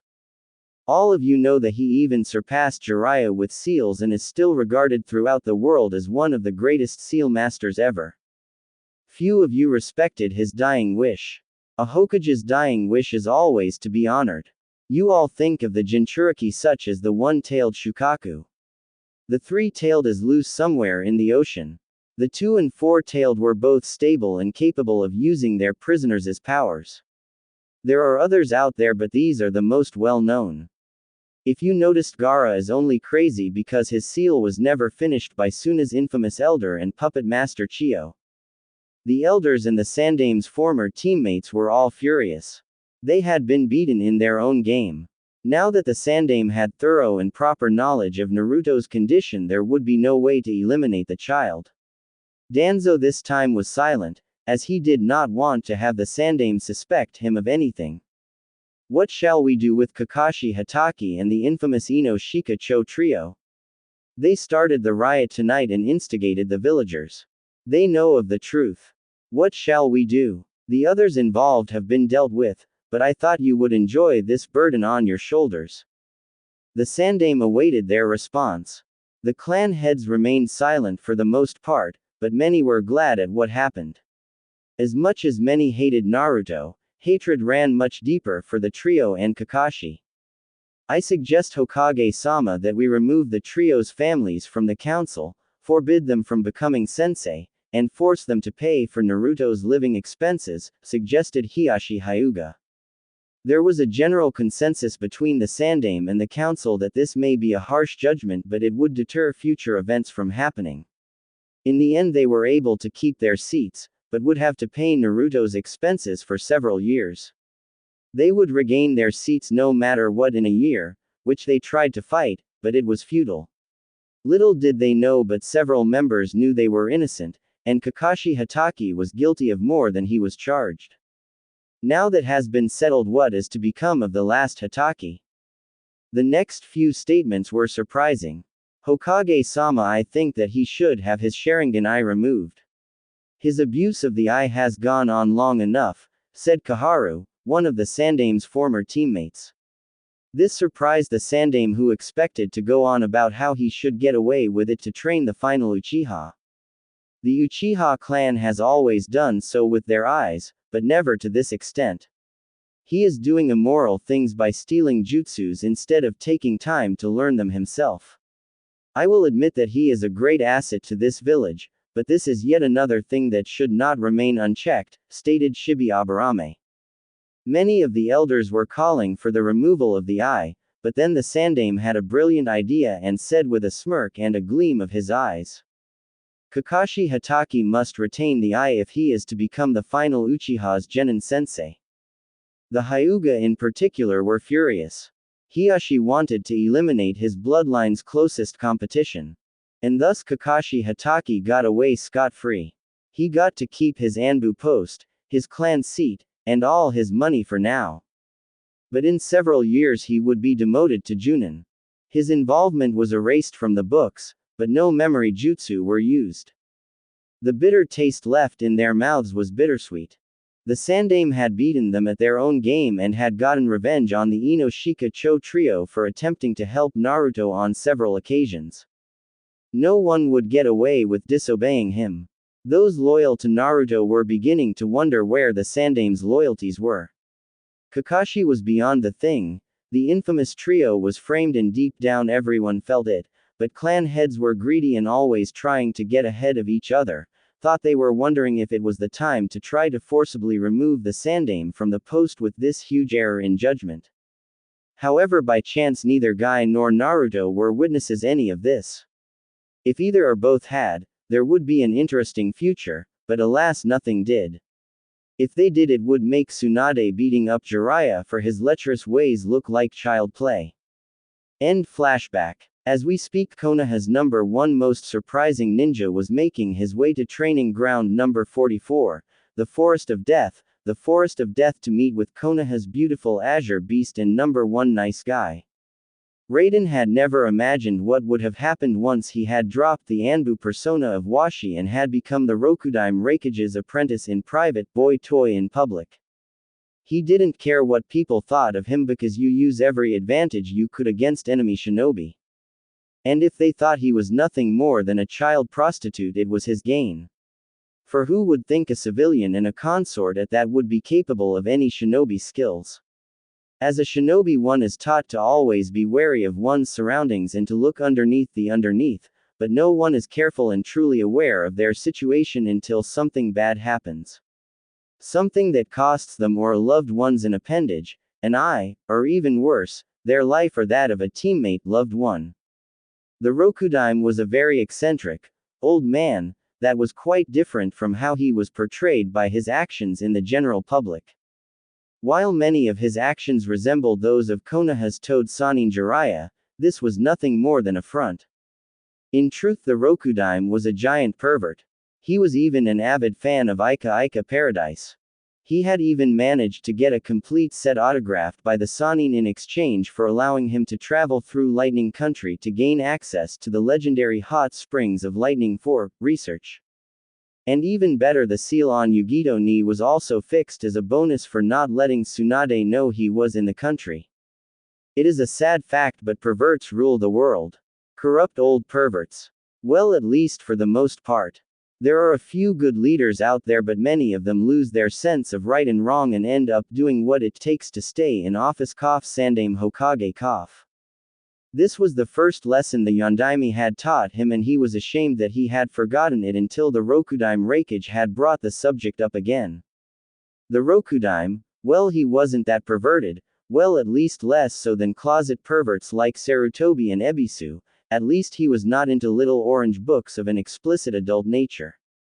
The Raikage just let his eyes wander where they shouldn't, and read Ika Ika in discreet books that were treated by the Seal Master to resemble nothing more than village records. So the Rokudaime Raikage was a lucky man indeed. He was able to have his cake and eat it too. He was able to read Ika Ika without threat of being revealed as a pervert, well, a bigger pervert, and since Raiden was unaware of that matter, he was able to keep his male anatomy in check. Raiden quickly became the best student the Rokudaime had ever had or ever witnessed. Raiden was able to change his jutsu flawlessly. He could shift from a genjutsu to ninjutsu in a way he had never seen before. Raiden, however, sucked completely when it came to taijutsu and kaidenjutsu. Raiden excelled at water and wind element jutsu, was proficient at earth, and passable with lightning. The Rokudaime was disappointed that his apprentice did not have a lightning affinity. He however had dual water and wind affinity, quite rare at his age. The Rokudaime was disappointed, but then again only the Hitaki clan tended to produce any lightning affinities in the land of fire, even rarer were the wind affinities. Only 2 shinobi would be known to possess wind chakra during the reign of the Godaime Hokage Tsunade Hime, Asuma Sarutobi the son of the Sandaime, and Naruto Uzumaki the son of the Yondaime. A wind and water dual affinity was unique in general, as very few received those affinities outside of Kiri and Suna. But to have both was almost unheard of. Most knowledge surrounding affinities is unclear. One is normally born with one apparent affinity, but over time one may develop a second affinity that is normally dormant at birth. Enough work and patience can help to awaken the dormant affinity. One example is Kakashi Hatake. Said Scarecrow was a lightning affinity like most of the first sons of the clan. The affinity was only found if the first child was a male. Any other children tended to be earth or the occasional fire, but never a wind. Kakashi's chakra nature to fire developed as a result of receiving the Sharingan Eye from his former teammate Obito Uchiha, as well as constantly using fire Kaiden attacks. The difference of one shinobi. Mid-chapter author's note. Midorigan info. Chakra affinities. Type 3 water and wind. Wind and water gives the users obtain a clearer mind and sharper accuracy. The user of this combo also becomes quite unpredictable, but in a planned manner. The benefit of this combination is a fierce strategic mind and an unforgiving attitude. The results are that once they have been wrong, they will do nothing short of getting their revenge and then some. While they may come off as strange and cold to some, they also are expressed as being refreshing and gentle. The only con to this particular stage of the Midorigan is that the user will continue to push their limits in order to protect their loved ones and prove others wrong even if it costs them their lives. This dual affinity does not guarantee the user the ability to use Hyouten, ice release techniques, from the hidden scroll of the Shadaime in Chapter 3 of The Difference of One Shinobi. A water and wind dual affinity in a Midorigan user leads to strong spirit and great health, i.e. stamina. That is not to say that they are no physically strong, but they don't have the same physical strength as those with earth chakra affinities. This duality mimics hurricanes in nature, for they are unpredictable in their approach and force their opponents to remain on the defense and to hope for minimal damage. The volley of attacks used by a Midorigan user of this caliber and variety are accurate, silent, and deadly. The difference of one shinobi. There is something odd about the boy, was the general consensus shared by the majority of the residents of Kumo concerning the Rokudaime's charge Raiden. He was always happy and content-looking, but there was a distant look in his eyes and his words, no matter how polite and cheerful, always had a tone of sadness to them. No matter what one did, the distant look and sorrowful underlying tone would not disappear. Even through the false smiles plastered on his face and the many forced laughs, they could tell he was suffering on the inside from inner turmoil. Is the old man raping him? Was he abducted from his family? And what was his childhood like? Were the three questions that many of the Kumo civilians and shinobi alike kept in mind when dealing with Raiden. Such a pleasant child on the outside from a glance, but up close showed a broken adolescent. Many, especially the civilians, dismissed it all as being forced to cater to the Rokudaime's carnal urges via pleasuring the aging Raikage, but it was something entirely different. Even the Raikage was unsure of what it was, but he had a feeling that it was related to whoever his parents were. That young man had a heart of gold, but once he made up his mind, one would have hell to pay in order to attempt to change it. What the residents of Kumo said and thought were two different things. Why, having concern mentally, many were too busy and didn't care at all enough to ask him even how was the weather.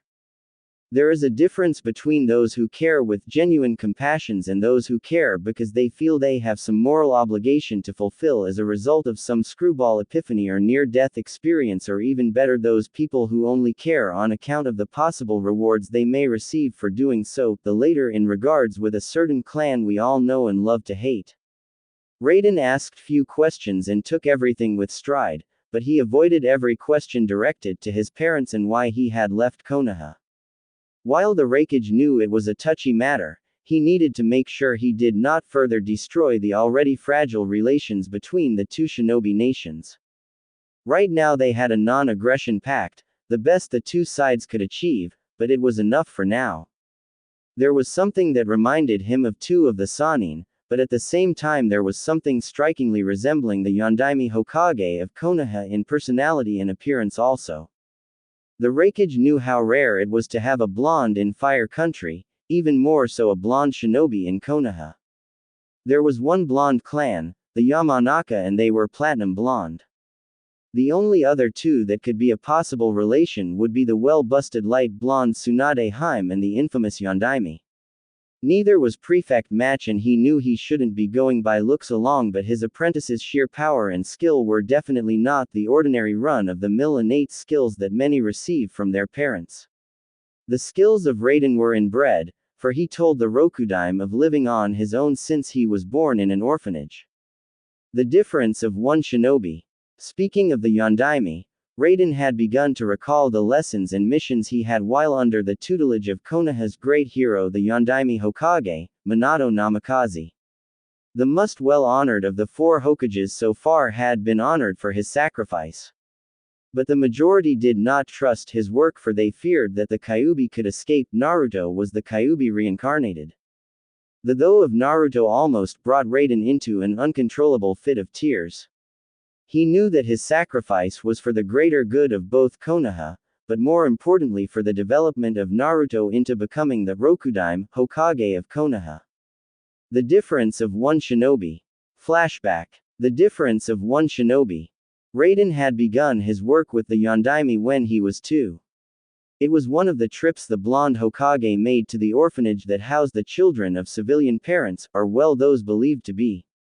It was not as cruel as the one for children of shinobi heritage, the one Naruto would later attend, though no one knew why he was placed in that orphanage besides the Sandaime Hokage Sarutobi.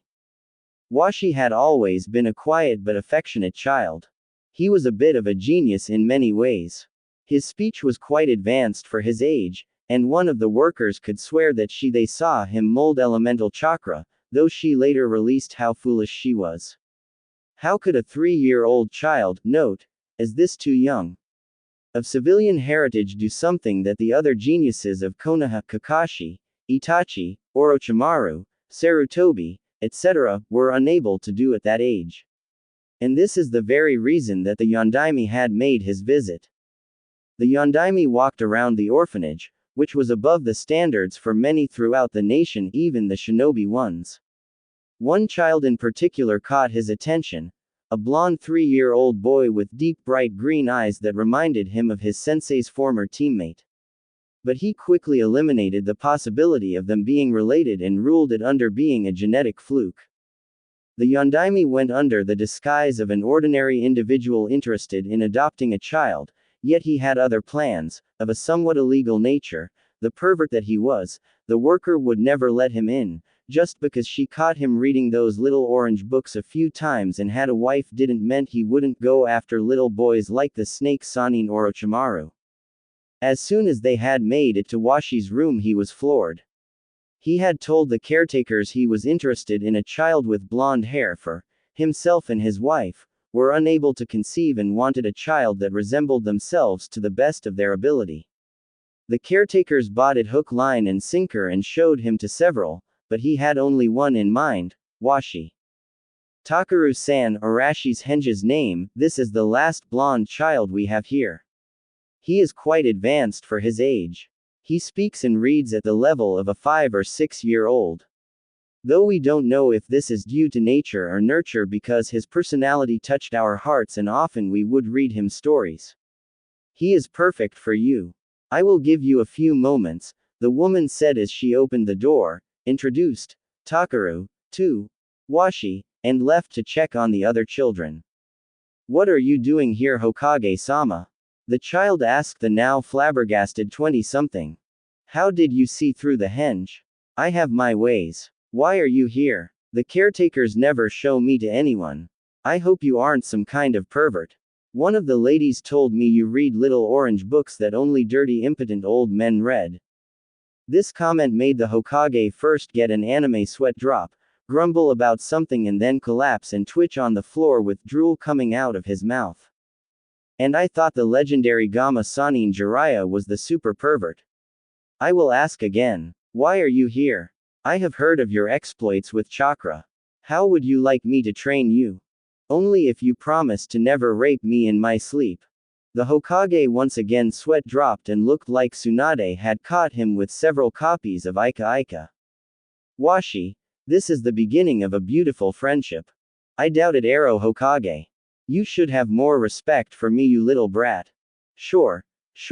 Whatever you need to hear to sleep at night, Blondaime. The difference of one shinobi. Raiden was adjusting to his new persona quite well. He was well respected amongst the civilians and shinobi, for he was both kind-hearted and a force to be reckoned with. Though he was feared at the same time for the sadness and regret he was unable to mask in his voice and eyes. The difference of one shinobi. Flashback. The difference of one shinobi. Raiden had maintained many of the aspects of his Konoha personality but was able to open much more due to his lack of a shinobi career in lightning. Currently the young of the apprentice was reading a book, The Greatest Shinobi of the Elemental Nations, Volume 4 Lightning Country. Kumo was neither as savage as Mist or Rock or as lovely Devei as Konoha or somewhat Suna. Kumo was a happy medium in almost all aspects while compared to the other nations. Kumo never had the great history or prestige that Fire Country possessed, but in the beginning lightning was only rivaled by those that were established before it, snow, water, and grass. And each of these three nations was quite reclusive in their own rights. Kumo's common heritage was also established in creating a nation in a defensive area isolated from others through nature, but they also limited their progress by doing so.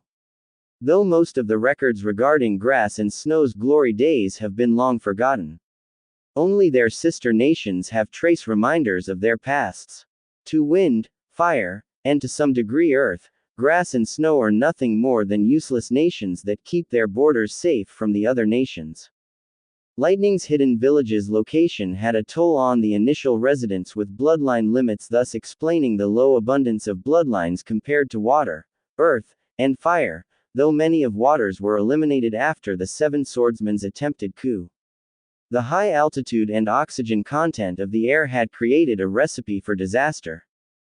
Raiden had initially ignored the situation he was currently involved in, but was sick and tired of the glares he received from many of the shinobi, the men in particular.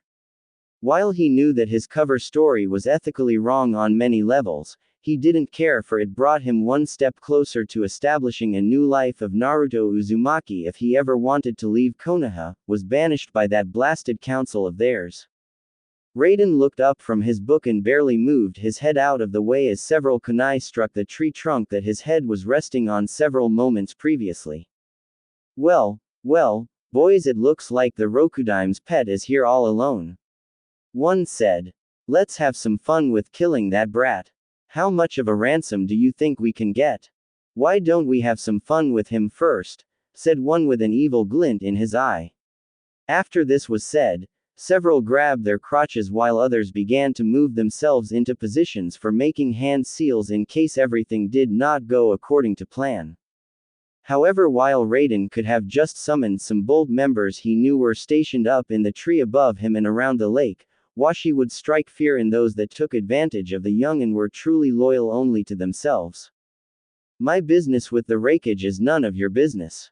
What we do in private does not affect his ability to rule Kumo, as you have noticed that the nation has not reached this level of prosperity since the Sandaime Raikage over 200 years ago.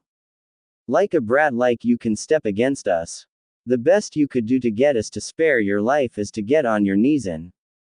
That comment was stopped with a sudden attack before the man could finish or the shinobi could react. As if I would bow to the likes of any of you. Captains Taichi and Daisuke Morimoto, is an honor to be your executioner with 4 moves. And he began to spin through 2 separate sets of hand seals. First, Raiden called out, Wood Release. 4 Pillars Jutsu.